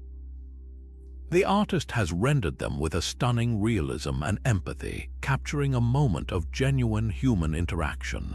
They are not idealized gods or heroes, but individuals, each with distinct features and expressions, from the contemplative musician to the enthusiastic drinker. This vivid, snapshot-like quality is incredibly rare for its time, pulling the viewer directly into this intimate, all-male social world that was the heart of Greek intellectual and political life. The symposium was where philosophy was debated, poetry was recited, and social bonds were solidified over diluted wine. It represented the very peak of human experience, friendship, music, discourse, and pleasure. This celebration of life makes the image on the ceiling all the more powerful and paradoxical. The diver is young, athletic, and naked, his body perfectly balanced in the space between the platform and the water. His arms are outstretched, his body taut, representing the ideal of Greek physical perfection. But what does his dive mean in this funerary context? Scholars have debated this for decades, and the beauty of the painting is that it supports multiple, equally compelling interpretations without providing a definitive answer. The first and most straightforward reading is that it is a literal leap into the unknown, a symbol of the soul's journey from the world of the living into the darkness of the afterlife. The symposium on the walls would then represent the deceased's life, the joys and companionship he is leaving behind, The dive is the final, irrevocable act of death itself, a clean, graceful, and athletic leap into whatever lies beyond.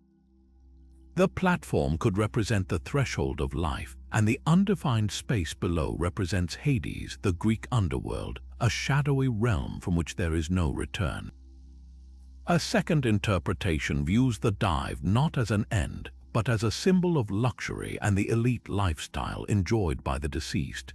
Swimming and diving were skills associated with the aristocracy in the Greek world, pursuits that required leisure time and a fit body. In this reading, the entire tomb is a continuous celebration of the good life. The symposium shows his intellectual and social pleasures, while the dive showcases his physical prowess and the athletic pursuits that filled his days. The tomb becomes a comprehensive resume of his earthly virtues. He was a man of the mind and the body. His dive is not into death, but into the ultimate pleasure, the refreshing coolness of water after the heat of the day and the wine of the symposium. It is a hope that these perfect earthly joys will somehow continue in the next life. The most fascinating and complex interpretation is a philosophical one, connected to the ideas that were just beginning to circulate in the Greek world at this time. This was the era of Pythagoras, who lived and taught in nearby Croton. His followers believed in the transmigration of the soul, the idea that the soul was immortal and would be reborn into a new body after death. For a Pythagorean, death was not an end but a release. The dive could then be a powerful metaphor for this liberation, the soul, represented by the diver, gracefully freeing itself from the body, which is the platform of physical existence. It is a leap of faith into a cycle of purification and rebirth, not a fall into oblivion. The calm, controlled posture of the diver supports this. He is not falling in terror, but diving with purpose and elegance, embracing the transition. This would make the tomb of the diver one of the earliest and most beautiful visual expressions of a belief in the soul's immortality, a concept that would later be fully articulated by Plato. The symposium, in this light, takes on another layer. The conversations depicted might not be idle chatter, but deep philosophical discussions about the very nature of existence that the diver is now resolving through his final, knowing act.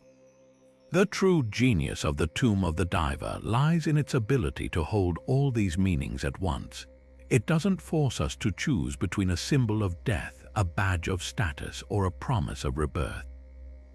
It is all these things, a multifaceted reflection of the human response to mortality. For the Greeks in Italy, life was to be lived to its fullest with passion and intellect as shown on the walls.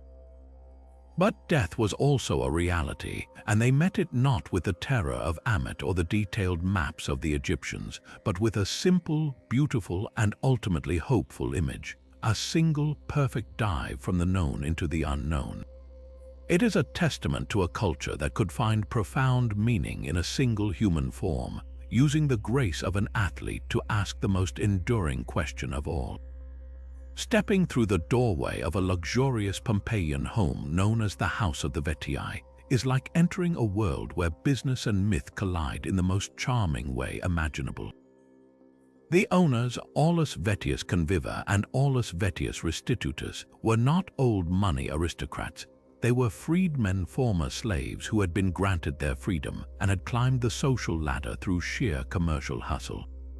And they wanted everyone who visited to know it. In their grand reception room, the Ocus, they commissioned one of the most delightful and clever pieces of self-promotion from the ancient world, a vibrant frieze where the workers are not men but chubby, winged cupids. At first glance, the scene is simply whimsical and adorable. These plump little putty are busily engaged in all sorts of industries. One group is carefully tending a vineyard, harvesting plump grapes and trampling them in a vat. Another team is working an olive press, extracting precious oil. Others are shown as fragrant makers, crafting perfumes, while some act as goldsmiths at a delicate bench or charioteers racing in the circus. It's a playful, almost cartoonish vision of labor, but to dismiss it as mere decoration is to miss the entire point. This was a sophisticated visual argument for the legitimacy of the Vetii brothers' wealth and their place in society. In the rigid social hierarchy of the Roman world, old money from land ownership was considered the most respectable form of wealth. New money from trade and commerce was often looked down upon by the senatorial elite as vulgar and grubby. For freedmen like the Vetii, this posed a problem. Their fortune undoubtedly came from successful business ventures, likely the very ones depicted on their walls, like wine and oil production. So how could they celebrate this source of their pride without being crass? The answer was genius. They mythologized it. By transforming the gritty reality of their business operations into a divine activity performed by the children of Venus herself, they elevated their work to a celestial plane. It was no longer just commerce, it was a blessed, almost sacred pursuit. The Cupids are not just cute, they are divine endorsement. Their presence argues that the wealth generated from these activities is not vulgar, but is instead gifted by the gods and achieved with a kind of joyful, effortless grace.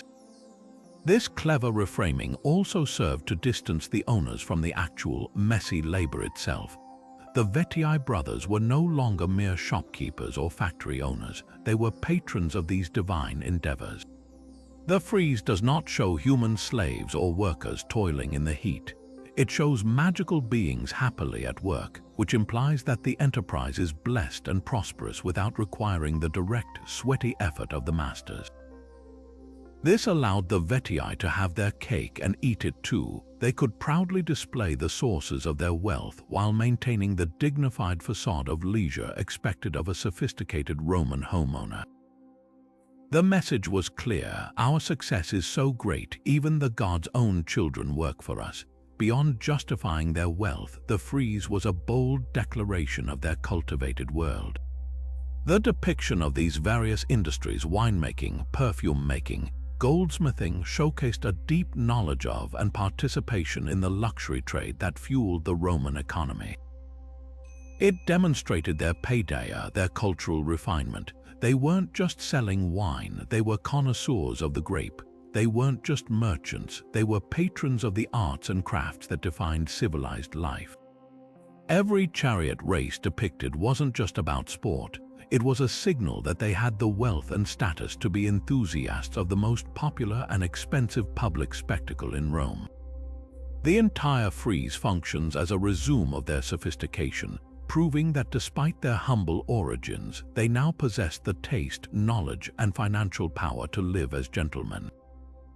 The house of the Vetii itself, with its stunning atrium, beautiful gardens, and this famous room, was their ultimate testament. The Cupid frieze was the centerpiece of a home that was itself a monument to social climbing.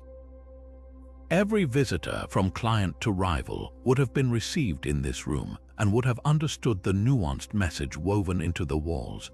The cheerful Cupids were a disarming and delightful way to deliver a very serious statement about power, prestige, and the redefinition of Roman virtue.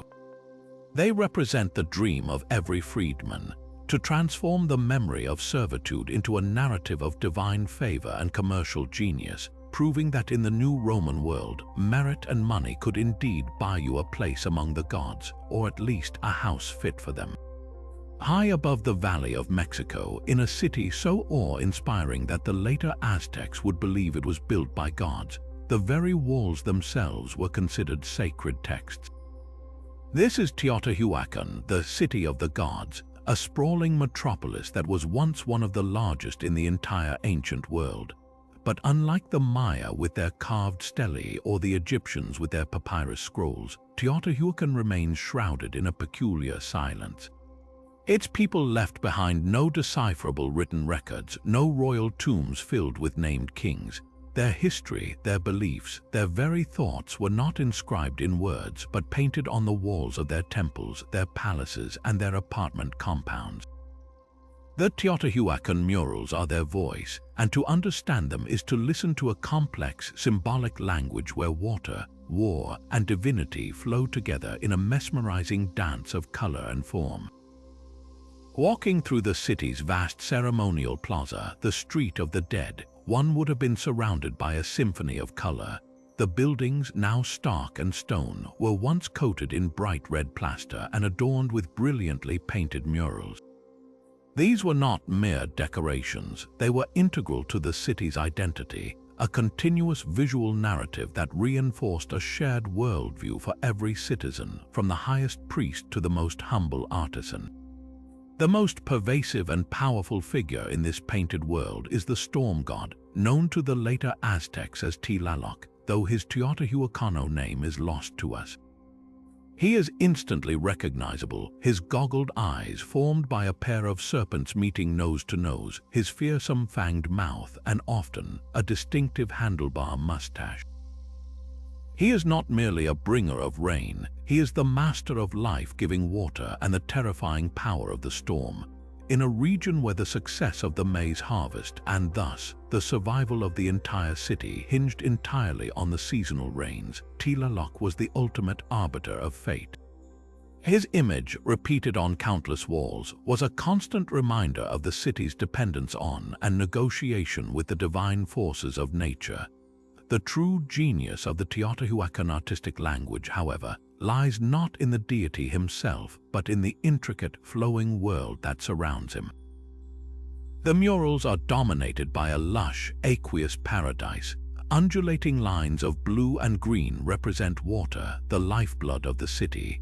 From these waves spring an abundance of flora and fauna, plump, ripe maize cobs symbolizing the staple food, elegant morning glory flowers, and shells signifying water and fertility.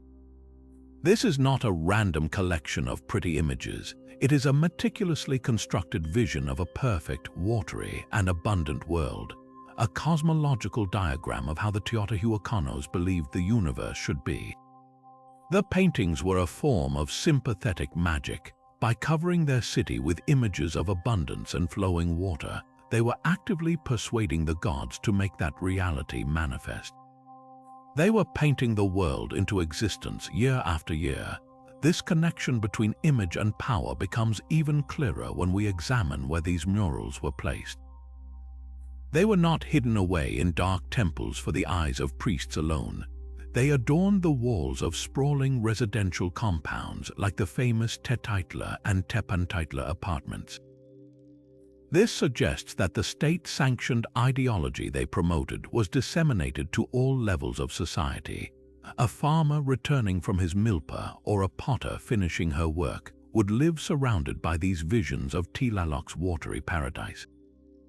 The murals were a powerful tool of social control, reinforcing a collective identity and ensuring that every citizen understood their place within a cosmos overseen by a benevolent but demanding god, and by extension, the religious and political leaders who acted as his intermediaries on earth. The constant visual presence of abundance also served to justify the city's complex social hierarchy. The incredible agricultural surplus needed to support a non-farming elite of priests, administrators, and artists was made possible by the favor of Tlaloc.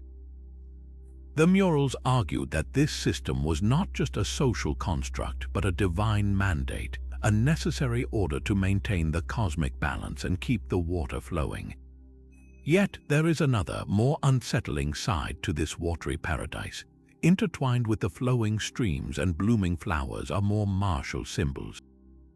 We see warriors, often dressed in the regalia of the storm god himself, brandishing spear throwers and shields. Most strikingly, we see motifs of bleeding, sacrificial victims, their hearts offered to the gods, and streams that flow not with water but with blood. This reveals a darker, more complex truth about Teotihuacan's source of power. The life-giving rain was not simply given, it had to be earned and paid for. The Teotihuacanos believed that the gods had sacrificed themselves to create the world and the sun, and in return, humanity owed them a debt that could only be repaid through blood sacrifice.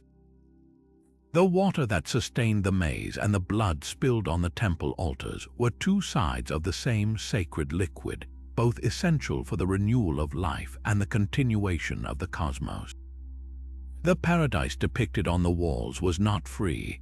It was purchased through a solemn, bloody covenant with the gods, a covenant that the city's rulers were responsible for upholding. The legacy of these silent sermons in pigment is profound. The artistic and religious template created at Teotihuacan became a blueprint for later Mesoamerican civilizations. The feathered serpent god Quetzalcoatl makes one of his earliest appearances here, intertwined with the storm god. The concept of a watery, flowery paradise and the necessity of sacrificial payment would echo through the art of the Maya and the Aztecs for centuries to come. The murals of Teotihuacan are therefore far more than beautiful art. They are the political constitution, the religious doctrine, and the agricultural manual of a mighty city-state. They are a map of a world, where the spiritual and the political were inseparable, where a painting of a stream could be a prayer for rain, a justification for authority, and a reminder of a sacred, bloody debt all at once. In the silence of their lost language, the people of Teotihuacan built a civilization where the walls did the talking, and their message of water, power, and sacrifice still resonates from the stones today. Imagine escaping the bustling streets of first-century Rome, retreating to a luxurious country villa in the seaside town of Boscorial, and retiring to a private bedroom that was not just a place to sleep, but an entire world of illusion, myth, and opulence. This was the reality for the owner of the villa of Publius Fannius Sinister, and his most private sanctuary, the cubiculum, has been miraculously preserved. When this room was excavated in the late 19th century and eventually installed in New York's Metropolitan Museum of Art, it offered an unparalleled glimpse into the Roman elite's most sophisticated artistic desires. This was not mere decoration. It was a masterclass in psychological architecture, a carefully crafted environment designed to transport the occupant far beyond the confines of four walls, reflecting a taste for the exotic and an undeniable declaration of supreme status. The moment you step into this reconstructed room, the first thing that envelops you is the breathtaking sense of space. The walls seem to dissolve, not through any modern trickery, but through the genius of the second style of Roman wall painting, a style devoted to architectural illusionism. The artists didn't paint pictures on the wall, they painted an extension of the wall itself. Using a sophisticated understanding of perspective and shading, they created the convincing illusion of a colonnade opening onto a series of deep, airy vistas. You are no longer in a small, enclosed bedroom. You are standing in a paved portico with marble columns and a delicate balustrade separating you from a world beyond. Behind these architectural features, the walls open up to reveal breathtaking views of sacred sanctuaries, elegant villas perched on cliffs, and sweeping, idealized landscapes. This technique, known as trompe-l'oeil or deceive the eye, was the ultimate luxury. In an age without glass windows, the owner could lie in bed and feel as if he were in an open-air pavilion, enjoying the freshest country air and the most valuable real estate of all, an unlimited view. It was a virtual reality headset made of pigment and plaster, offering an escape to a perfect, orderly, and expansive world that was available only to those with the wealth and cultivation to commission it. But this architectural fantasy was only the stage. Set within these illusionistic apertures like precious masterpieces in a gallery are the room's true narrative jewels, large, exquisitely painted mythological panels.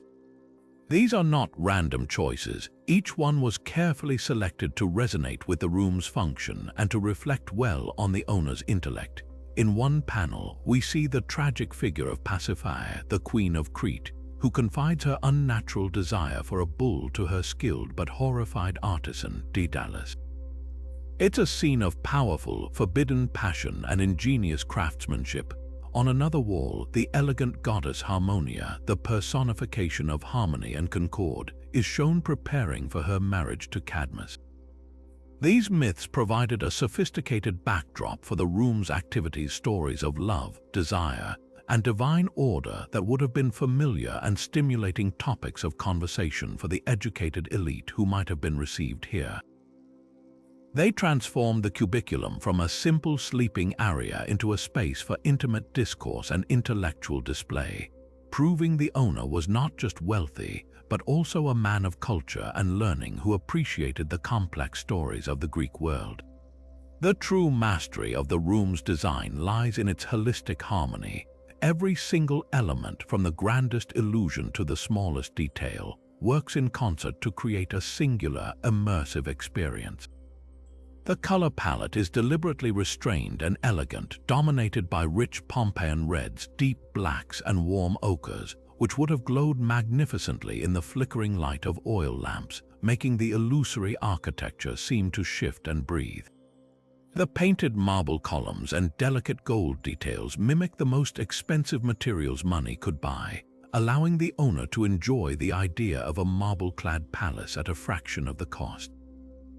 Even the ceiling is part of the overall scheme, with its intricate geometric patterns and faux coffering adding to the impression of looking up at a grand architectural canopy. This was total design, a complete environmental experience aimed at stimulating all the senses and convincing the occupant for a few precious hours that he was the master of a divine, boundless domain. The room itself becomes a symbol of the Roman mind, orderly, expansive, intellectually curious, and fiercely ambitious, constantly seeking to push beyond physical limits through sheer force of will and artistic ingenuity. It stands as a powerful testament to the idea that for the Roman elite, their most private spaces were their most public statements, revealing a deep desire to not just own beauty, but to literally live inside a work of art. Deep within the humid Guatemalan jungle, beneath a later pyramid built by the classic Maya, archaeologists made a discovery that would push back the clock on Maya artistic sophistication by centuries. This is San Bartolo, and its murals, dating to around 100 BC, are a time capsule from a period Maya scholars once called the pre-classic, a term that implies a primitive precursor to the grand cities of Tikal and Palenque. What they found shattered that notion entirely. These are not crude beginnings, they are a fully formed, breathtakingly complex theological narrative, a vivid declaration that the core ideas of Maya kingship and cosmology were already ancient and brilliantly articulated long before the famous stelae were ever carved. The narrative unfolds across the walls of a dark, subterranean chamber, a royal tomb or a sanctuary that was deliberately sealed and built over, which is precisely what preserved its vibrant colors for over 2,000 years. The story it tells is a foundational one, the myth of the maize god. We see his journey in a continuous, flowing narrative. He is shown in the watery underworld, then reborn and ascending to the earth's surface, often helped by a pair of helpful deities. His resurrection is not a quiet affair. It is a cosmic event that involves the raising of the world tree, the axis mundi that connects the underworld, the earthly realm, and the heavens. This act of raising the tree literally creates order out of chaos, establishing the structure of the Maya universe and setting the stage for the creation of humanity itself, which the Popol Vuh, the Maya book of creation, tells us was fashioned from maize dough. This divine story of death and rebirth is the essential backdrop for the true purpose of the murals, the coronation of a human king. In one of the most striking panels, the narrative shifts from the mythological to the historical. We see a young Maya ruler seated upon a raised platform, his body adorned with the brilliant blue feathers of the Quetzal bird and precious jade jewels. He is being crowned, but he is not alone. Surrounding him are four figures, each handing him an object of immense symbolic power: a royal headband, a serpent bar scepter, a god K scepter, and other items that would become the standard regalia of Maya kings for the next 1,000 years. This is not just a political ceremony, it is a ritual of profound spiritual transformation. The mural argues that this man is not merely taking office, he is being imbued with divine power, becoming the earthly embodiment of the maize god himself. His accession to the throne is presented as a direct parallel to the god's resurrection. Just as the maize god's rebirth brought order to the cosmos, the king's coronation brings order and fertility to the kingdom. His duty is to use this divine power to ensure the cycle of the seasons, the growth of the maize crop, and the well-being of his people through ritual bloodletting and communion with the gods. The staggering implication of San Bartolo is its incredible antiquity. Every single element of this coronation, seen the specific regalia, the iconography, the underlying ideology, is virtually identical to scenes carved on stone monuments at great classic Maya cities like Tikal and Copan, but those are dated 700 years later. This means the core package of Maya divine kingship, the very blueprint for their civilization, was not developed during the classic period. It was already a deeply established, sophisticated, and universally understood theological system a full millennium earlier. The San Bartolo murals provide the missing link, the visual proof of a continuous cultural and religious tradition that endured for centuries without significant change. They show us that the kings we see on later stone stelae were not innovating. They were meticulously following a sacred playbook that was already ancient in their own time. What makes these paintings even more remarkable is their artistic quality. The lines are fluid and confident. The colors derived from minerals like azurite for blue and hematite for red are still vibrant. The figures possess a graceful, almost lyrical quality that speaks of artists who are not mere craftsmen, but master storytellers working within a highly refined tradition. They were painting a sacred text on plaster, creating a visual liturgy that would have been understood by the elite and likely used to educate them. The San Bartolo murals are therefore far more than beautiful art. They are the original charter of Maya kingship, the first draft of a cosmological story that would define a civilization for over 1,000 years. They tell us that in the dim light of a pre-classic jungle sanctuary, the Maya had already dreamed their world into existence, connecting the fate of a king to the journey of a god and the very cycle of life itself, establishing a contract between the human and the divine that would echo through the centuries. Imagine stepping away from the political tensions of first-century Rome, leaving behind the marble forums and crowded streets, and retreating to a cool, quiet room in the countryside villa of Livia Drusilla, the formidable wife of Emperor Augustus. This is no ordinary chamber. As you enter, the walls do not simply surround you, they dissolve. You are not in a building at all, but standing in the very heart of a lush, thriving garden, a paradise so vibrant and detailed you can almost hear the chirping of birds and feel the cool shade of the trees. This is the magical effect of the Villa of Livia's garden room, a masterpiece of Roman fresco painting that offers us not just a glimpse into imperial taste, but a profound insight into how the first Roman emperor and his family wished to see their power reflected in the natural world. The first thing that strikes you is the astonishing realism. This is not a symbolic or stylized garden. It is a meticulously observed slice of nature, painted in the delicate tempera technique on the walls of a semi-subterranean chamber, perhaps to keep the colors cool and preserved. Every plant, every bird, every piece of fruit is rendered with a scientific accuracy that suggests the artist worked from life, or at the very least, had an incredibly deep knowledge of the natural world. Botanists today can identify most of the species with certainty. We see sturdy oaks and graceful viburnum, tall date palms and delicate strawberry trees.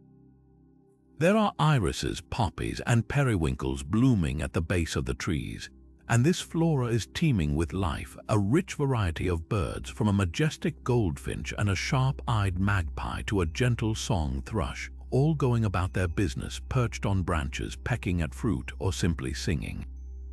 The artist has captured the garden in a state of perfect, eternal spring, where every plant is in bloom and every tree is heavy with fruit simultaneously. This was a conscious, idealized choice, a vision of nature not as it truly is, with its cycles of decay and dormancy, but as the ultimate fantasy of abundance and order. And that is the true key to unlocking this room's meaning. This garden is a powerful political statement.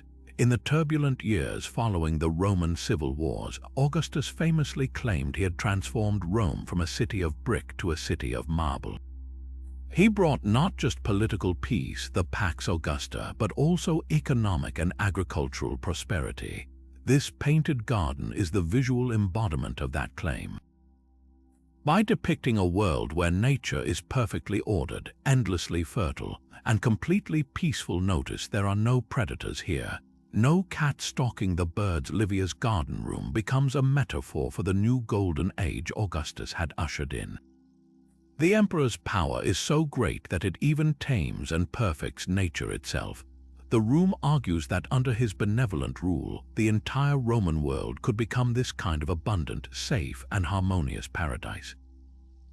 This was imperial propaganda at its most sophisticated and beautiful, a promise of peace and prosperity painted on a wall.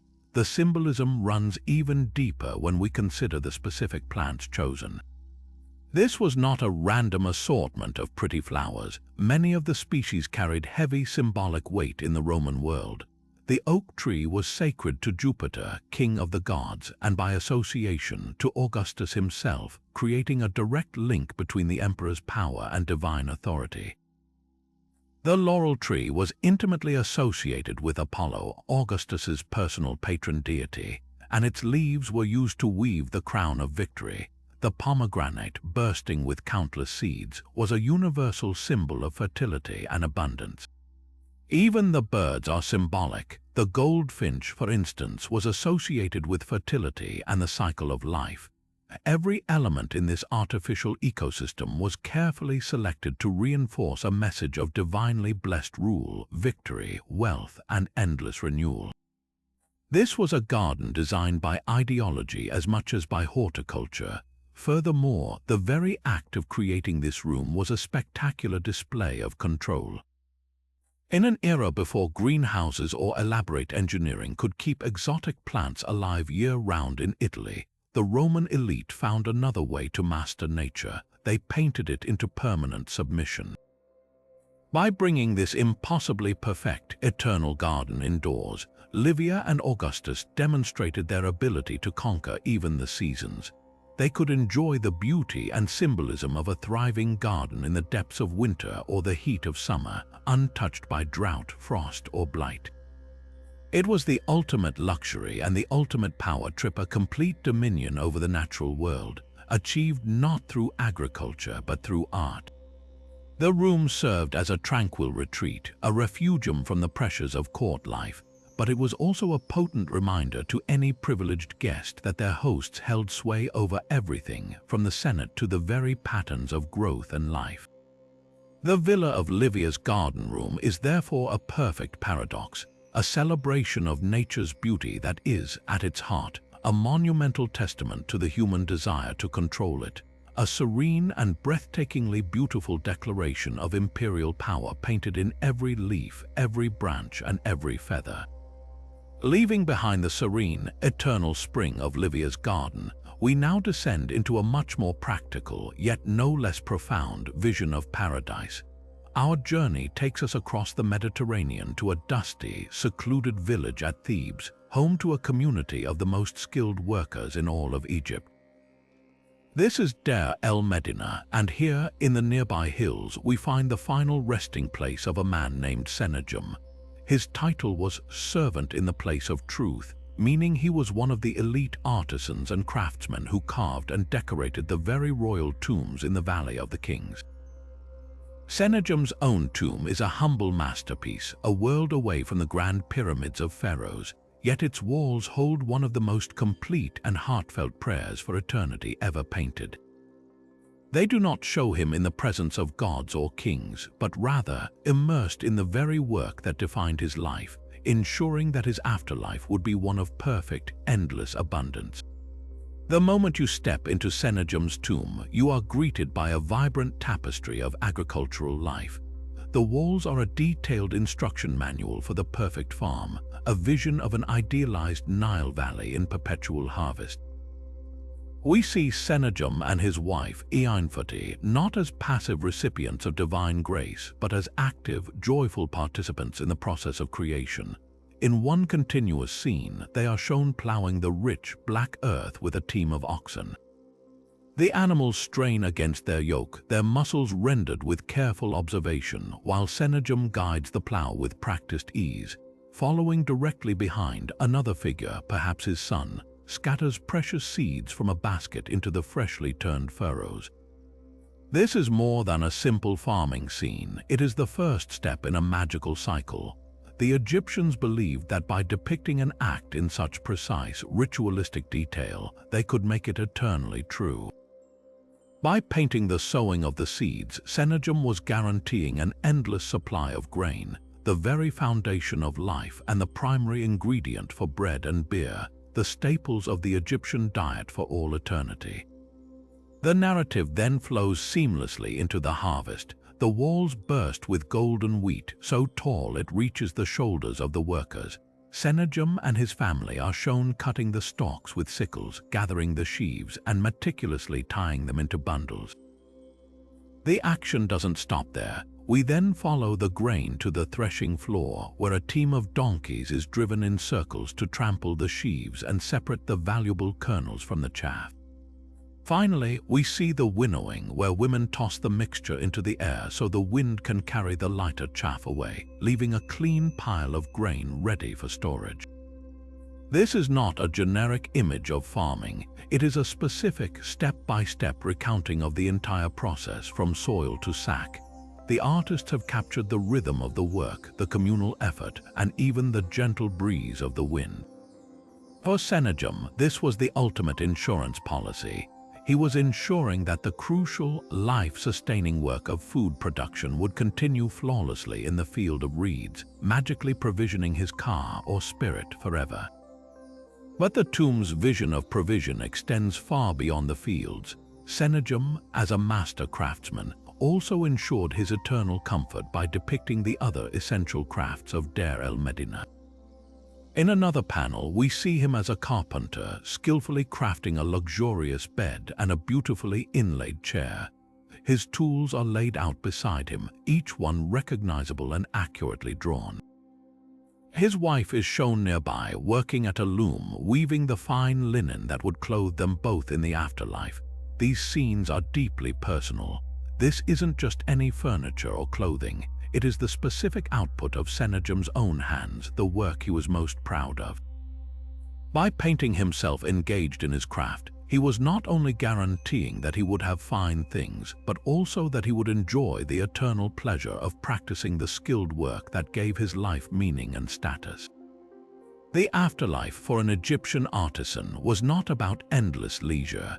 It was about the perfect continuation of a well-lived life, doing the work you loved in a world without hardship, drought, or fatigue. The most poignant and beautiful scene is arguably the simplest. In a calm, shaded corner, Senegum and Eanfoti are shown resting beneath a magnificent sycamore fig tree, the sacred tree of the goddess Hathor, which was believed to offer shade, nourishment, and protection to the deceased. They are not working here, they are simply enjoying the fruits of their labor. This tranquil moment represents the ultimate goal of all the bustling activity on the other walls. It is the peaceful enjoyment of a perfected world, the eternal reward for a life of piety and hard work. The entire tomb functions as a complete, self-sustaining unit. The fields produce the grain, the granaries store it, the bakers and brewers turn it into food and drink, and the craftsmen build the home and make the clothes. Senegum's tomb is a perfect microcosm of the world he knew, stripped of all its pain and toil, and elevated to a state of divine, perpetual harmony. It is a powerful reminder that for the ancient Egyptians, the ideal afterlife was not a distant, abstract heaven, but a perfected, familiar, and abundantly provisioned version of the world they already knew and loved. But what happens when a community adopts the lavish artistic language of the dominant culture to tell its own sacred stories? Our next stop takes us to a simple synagogue in the Beit Alpha countryside during the Byzantine period, where the floor itself becomes a breathtaking and slightly perplexing declaration of faith and identity. Here we find not painted walls, but a sprawling mosaic floor of such vibrant color and intricate detail that it feels like a woven tapestry. This is not the hidden, encoded faith of the catacombs. This is a public, confident, and beautiful display. Yet, at its very center lies a stunning juxtaposition that has fascinated and confounded scholars for generations. A majestic zodiac wheel presided over by a radiant sun god, right there on the floor of a Jewish house of worship. The mosaic is arranged in 3 clear, horizontal panels, each with a distinct message. At the top, closest to the Torah shrine, is the most theologically straightforward scene, the Eichter, or the binding of Isaac. We see Abraham, his hand raised, moments away from sacrificing his son at God's command. Isaac is bound upon an altar, and the hand of God emerges from heaven to intervene, providing a ram as a substitute. This is a foundational story of faith, obedience, and divine mercy, a perfectly orthodox choice for a synagogue. At the bottom of the floor, near the entrance, we find a panel dedicated to the temple in Jerusalem, showing 2 lions flanking the entrance and the sacred ritual objects like the menorah, shofar, and incense shovel. This panel is about memory and hope, a connection to a lost center of worship and a longing for its restoration. But it is the enormous central panel that truly captivates and puzzles. Here, dominating the entire space where worshippers would have walked, is a perfect circle containing a complete zodiac wheel. Each of the 12 signs is labeled in Hebrew and personified by a beautifully rendered figure. A muscular Aries the ram, a balanced Libra, a watery Pisces. At the 4 corners outside the wheel, 4 busts of women represent the 4 seasons, bringing the cycle of the agricultural year into the cosmic cycle. And at the very center of the wheel, in a breathtaking syncretic fusion, is the figure of Helios, the Greek sun god, riding his celestial chariot across the sky. He is depicted in all his classical glory, a halo of sunrays bursting from his head. For a modern viewer, this seems like a shocking inclusion, a pagan idol right in the heart of a monotheistic space. But to the Jewish community of 6th century Beit Alpha, this was likely not a contradiction at all, but a powerful metaphor. The key to deciphering this puzzle is understanding that the zodiac was not seen as a pagan religious symbol by this community, but as a neutral, scientific map of God's ordered universe. The orderly progression of the constellations represented the divine control over time, the seasons, and the cosmos itself. Helios was not being worshipped as a deity. He was a personification of the sun, one of God's most magnificent creations. By placing this complex cosmological diagram at the center of their synagogue, the community was making a profound theological statement. They were proclaiming that their God, the God of Abraham, was not a local or tribal god, but the master architect of the entire universe. The zodiac was simply his handiwork, a beautiful and intricate clockwork mechanism that he had set in motion. The panel argues that the same God who commanded Abraham and dwelled in the temple in Jerusalem is also the God who designed the stars and governs the turning of the seasons. It is an argument for the supreme, universal power of the Jewish God, using the most current and sophisticated visual language of the Byzantine world. The artistic style itself tells a story of cultural integration. The mosaics are not in a classical, realistic Roman style. The figures are charmingly rustic and almost cartoonish, with large, expressive eyes and simplified forms. This is the work of local artisans, likely not Jewish themselves, who are following pattern books common throughout the Byzantine Empire. The community at Beit Alpha was hiring the best local talent to decorate their synagogue, and those artists used the visual vocabulary they knew best, which was filled with Hellenistic and Roman motifs like the zodiac and personifications. The Jewish leaders approved the design, showing a comfort level with this imagery as long as it served their theological purpose. It demonstrates a confident community, secure enough in its own beliefs to borrow and repurpose popular artistic trends without fear of compromising its identity. They were not being assimilated, they were doing the assimilating, taking the symbols of the wider culture and filling them with new, monotheistic meaning. The Beit Alpha Mosaic, therefore, is a brilliant and layered document. It is a declaration of faith to God the Lawgiver through the story of Isaac. It is a declaration of hope and memory for God's dwelling place, the temple. And it is a declaration of God's cosmic, universal power through the metaphor of the orderly heavens. It shows a community navigating its place in a diverse world, using art not to hide its identity, but to proudly explain it in terms its neighbors might understand. They were saying, we are part of this wider cosmopolitan world. We appreciate its art and science, but we see it all through the lens of our one, all-powerful God.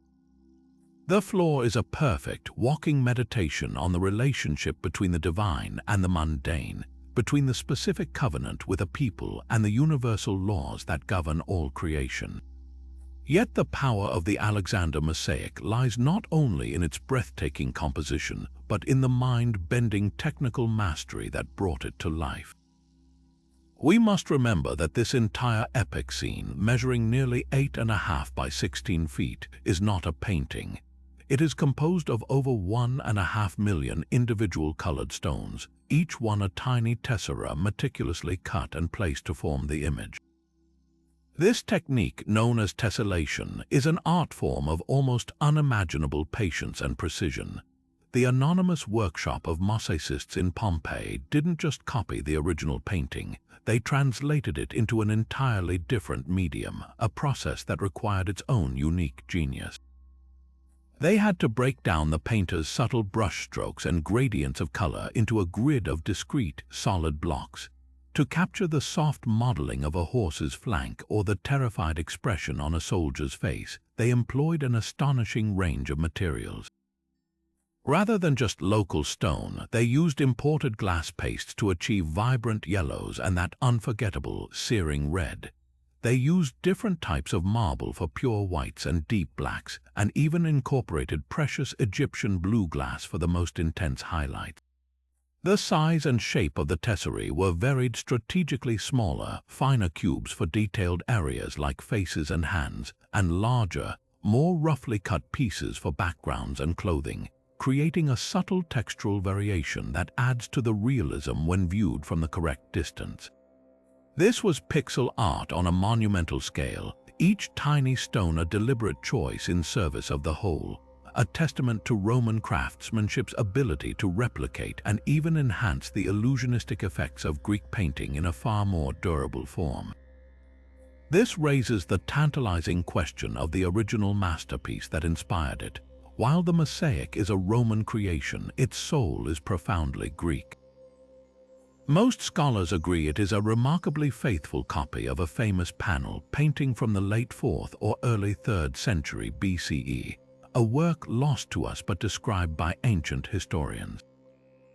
The most compelling candidate for its artist is Philoxenos of Eretria, who Pliny the Elder records was commissioned by King Cassander of Macedon to paint a battle between Alexander and Darius. The composition's dynamism, the profound psychological insight, and the incredibly accurate rendering of Persian and Macedonian military equipment all point to an artist working very close to the events, perhaps even with eyewitness accounts. The original would have been a monumental piece of propaganda for the Macedonian court, celebrating Alexander's invincibility and the dawn of a new Hellenistic age. The Roman obsession with Greek art, however, plucked this image from its original public political context and dropped it onto the floor of a private home. For the wealthy Roman owner of the House of the Faun, possessing such a detailed copy was the ultimate flex. It was a declaration of immense wealth, given the staggering cost of commissioning such a vast mosaic, but also of sophisticated cosmopolitan taste. It showed that the owner was not some provincial Italian bumpkin, but a man of culture who appreciated the highest achievements of Greek art and could literally walk all over a depiction of the ancient world's greatest military victory. This act of appropriation, taking a public monument to a king and turning it into a private luxury, is a perfect symbol of Rome's relationship with Greek culture, utterly enamored with its artistry, but supremely confident in repurposing it for its own ends. The Alexander Mosaic, therefore, is a layered artifact of immense cultural significance. It is a window into a lost masterpiece of Greek painting, preserving the genius of a Philoxenos for posterity. It is a staggering technical achievement in the Roman medium of tessellated mosaic, showcasing an artisanship that could rival the painter's brush. And finally, it is a powerful social document that reveals the values of the Roman elite, their thirst for paideia or Greek culture, their desire to display wealth through exquisite interior decoration, and their view of art as a consumable luxury that could bring the grandeur of history and myth directly into their daily lives.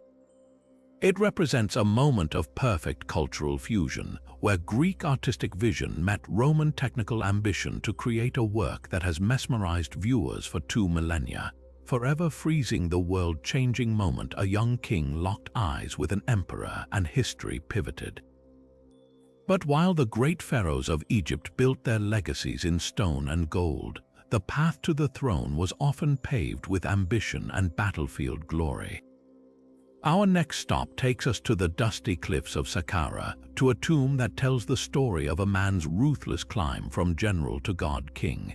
This is the pre-royal tomb of Horemheb, constructed before he seized the crown and became the final pharaoh of Egypt's glorious 18th dynasty. In an era of tremendous turmoil following the religious revolution of Akhenaten, Horemheb's tomb is not a peaceful resting place for the afterlife. It is a dynamic, sprawling campaign brochure, a vivid portfolio painted on plaster, designed to prove to the powerful elites of Memphis that he alone had the strength and skill to drag Egypt back from the brink of chaos. The tomb's most striking feature is its overwhelming focus on military might. Unlike the traditional elite tombs filled with scenes of offering and agricultural abundance, Horemheb's walls are a chaotic symphony of warfare and foreign subjugation. We are immersed in the general's world, standing beside him as he receives reports from his officers, watching as lines of Nubian and Asiatic prisoners are paraded before him. The artist captures the cacophony of the camp and the tension of the front line with incredible realism. We see the Egyptian army not as a faceless horde, but as a disciplined professional force. Soldiers are depicted drilling, their movements crisp and unified. Chariots, the ultimate symbol of elite military power, are shown being repaired and readied for battle, their intricate construction details carefully recorded. This is a deliberate display of organized technological superiority, arguing that under Horemheb's command, the army is a perfectly tuned instrument of state power. But the true genius of this propaganda lies in its specific, targeted messaging. One of the most detailed and famous scenes is the presentation of prisoners. Here, Horemheb, larger than life, sits enthroned under a canopy while scribes meticulously count and record the hands cut from the slain enemy, a gruesome but standard practice for tallying the dead. Before him, bound captives are dragged forward by their hair. The artist took great care to differentiate these prisoners. Some have the distinctive features and dress of Nubians from the south, with dark skin and feathered headdresses, while others are clearly Asiatics from the north with lighter skin and patterned robes. This wasn't just artistic variety, it was a critical political statement. Egypt's empire was fracturing at both ends. The Nubian gold mines to the south and the wealthy Canaanite city-states to the north were slipping from its grasp. By showing himself triumphing over enemies from every direction, Horemheb was broadcasting a simple, powerful promise. I am the man who can secure both frontiers and restore the empire to its former glory. This narrative of the capable strongman is woven into every interaction. In another powerful scene, Horemheb is shown not as a distant commander, but as a hands-on leader, personally rewarding his most valorous soldiers with the gold of honor. This was a prestigious military decoration, collars of golden beads bestowed by the pharaoh himself. But here, Horemheb, still just a general, is the one doing the bestowing. It's a breathtakingly bold piece of imagery. He is appropriating a royal prerogative, acting with the authority of a king long before he ever wore the double crown. The message to the powerful military class was clear. My loyalty to my men is absolute, and my gratitude is tangible and rich. Follow me, and you will be rewarded. This scene was a direct appeal to the army's allegiance, suggesting that true honor and recognition flowed not from the weak and ineffective pharaohs on the throne at the time, but from him, the victorious general. Ultimately, these painted walls were a successful application for the job of pharaoh. In a period of weak kings and religious upheaval, the traditional sources of legitimacy, divine birthright, and a direct connection to a stable pantheon of gods were in disarray.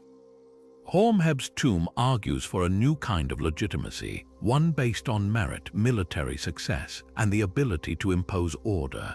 He presented himself as the antidote to chaos, the strong arm that could defeat foreign enemies, reward loyalty, and restore Mat, the sacred order of the universe.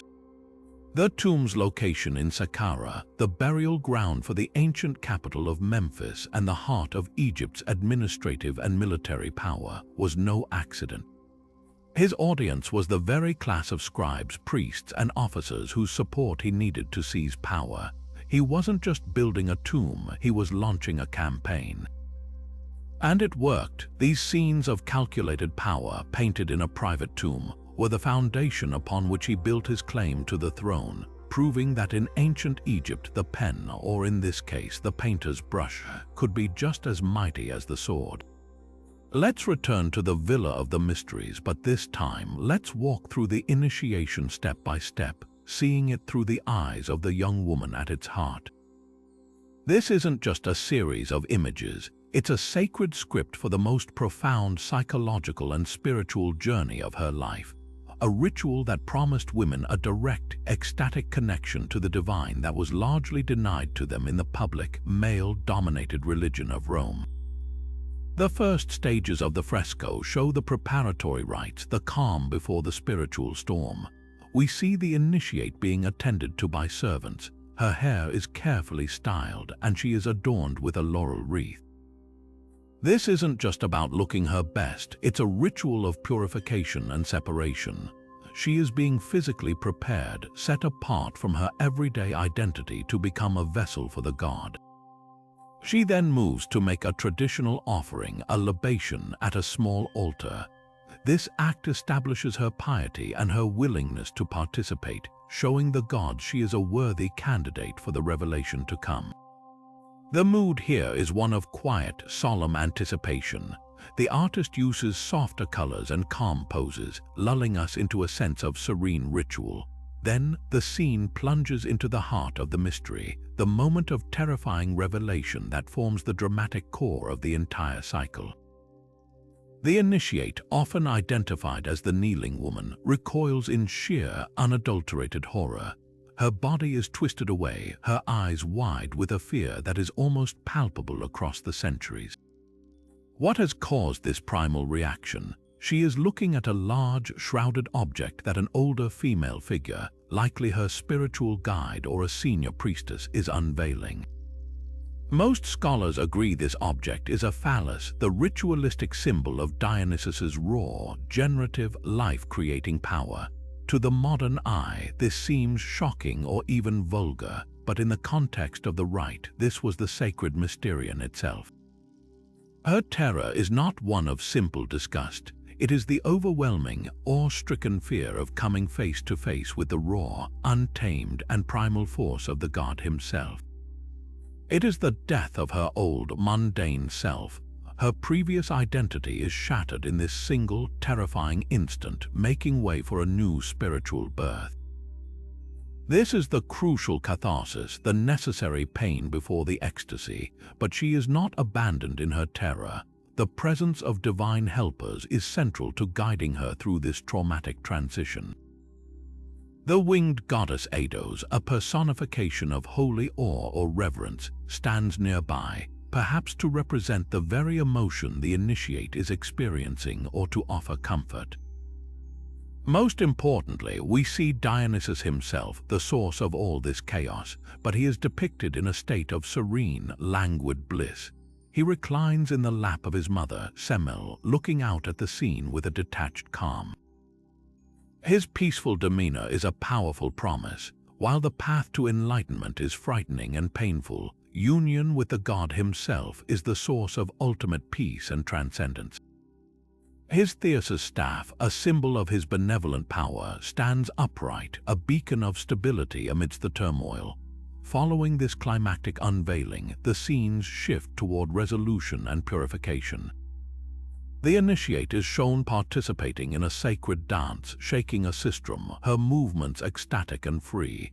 In another panel, she is kneeling again, but this time not in fear. She is revealed holding the sacred sister, a basket containing the other symbols of the cult, and is gently assisted by a silent female attendant. Then comes one of the most debated scenes. A young woman is being lightly scourged by a winged, erote-like figure. This is likely not a punishment but a ritualized flagellation, a final act of purification. The blows were probably symbolic or very light, meant to drive out the last remnants of her old, profane self, to scour her clean and make her entirely pure and ready for her sacred marriage to the god. The cycle concludes with her triumphant transformation and reintegration. The initiate, now calm and supremely confident, is shown adjusting her hair and donning her matrimonial veil. She is preparing for her hieros gomos, her sacred marriage to Dionysus, which would complete her initiation and fully unite her with the divine.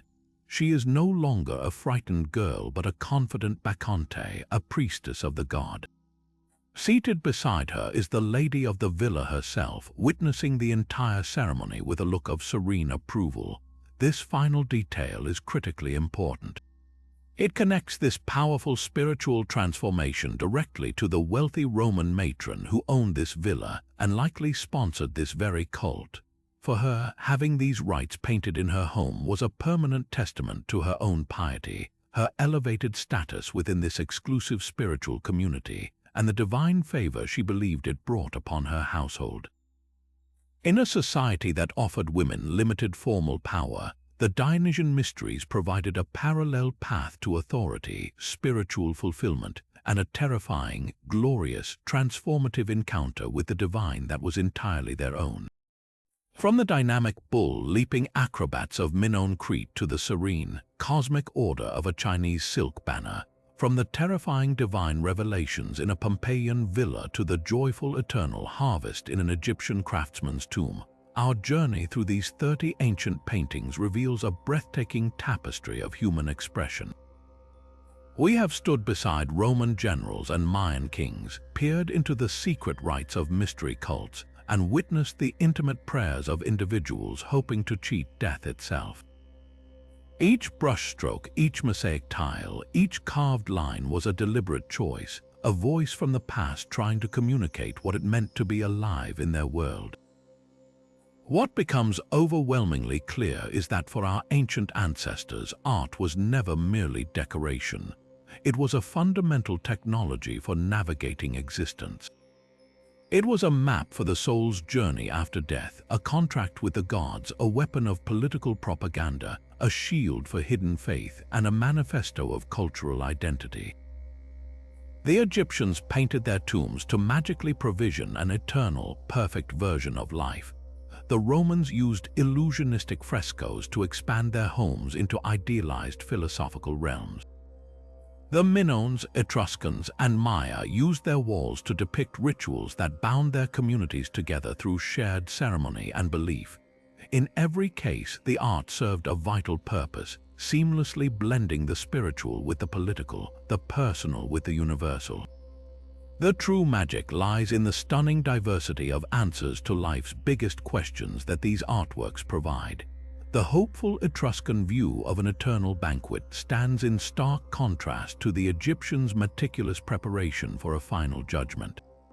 The Maya saw the blood of sacrifice as the sacred payment for life and reign, while the philosophers behind the tomb of the diver might have seen death as a graceful, athletic leap into spiritual rebirth. There is no single ancient mindset. There is a glorious, global chorus of different voices, each using their unique visual language to make sense of creation, power, love, and mortality. This is the greatest invitation these masterpieces extend to us today. The next time you stand before an ancient painting in a museum or see an image in a book, don't just see a static relic from a forgotten time. Look closer, ask what it is trying to do. Is it promising an afterlife? Is it justifying a king's rule? Is it hiding a secret code for a persecuted community? Is it capturing the pure joy of a perfect moment, hoping to make it last forever? Deciphering these works is not just an academic exercise, it is an act of connection. It is a way to reach across the centuries and recognize the shared human desires for meaning, for remembrance, and for transcendence that we still carry with us today. Every faded pigment and cracked surface holds a story waiting to be unlocked, a silent conversation waiting for us to finally listen. But our exploration today is only the beginning of a much larger conversation, and your own curiosity is the most important tool we have for unraveling these mysteries. I am incredibly eager to hear which of these ancient enigmas captured your imagination the most. Was it the terrifying divine revelation in the Villa of the Mysteries, or the hopeful, athletic leap of the diver into the unknown? Perhaps the serene confidence of the Minoan Snake Goddess or the heartbreakingly realistic faces from Fayum spoke to you on a deeper level. Let me know your thoughts down in the comments. Which painting's secret would you most want to see deciphered if you had a chance to travel back in time? If this journey has sparked a desire to dive even deeper, I've compiled a list of fantastic resources, including books, virtual museum tours, and documentaries, which I've linked for you in the description below. You can explore high-resolution images of these masterpieces from the comfort of your own home, noticing details that even I might have missed. The world of art history is vast and always evolving, with new discoveries and theories emerging all the time. This channel is dedicated to pulling on these historical threads, and we have so many more mysteries left to explore together, from hidden symbols in medieval tapestries to the coded messages within Renaissance masterpieces. If you don't want to miss our next investigation into the past, be sure to hit that subscribe button and tap the bell icon so you'll be notified the moment our next video is live. Thank you so much for joining me on this incredible journey through time. Keep looking closer, because history is never quite as silent as it seems.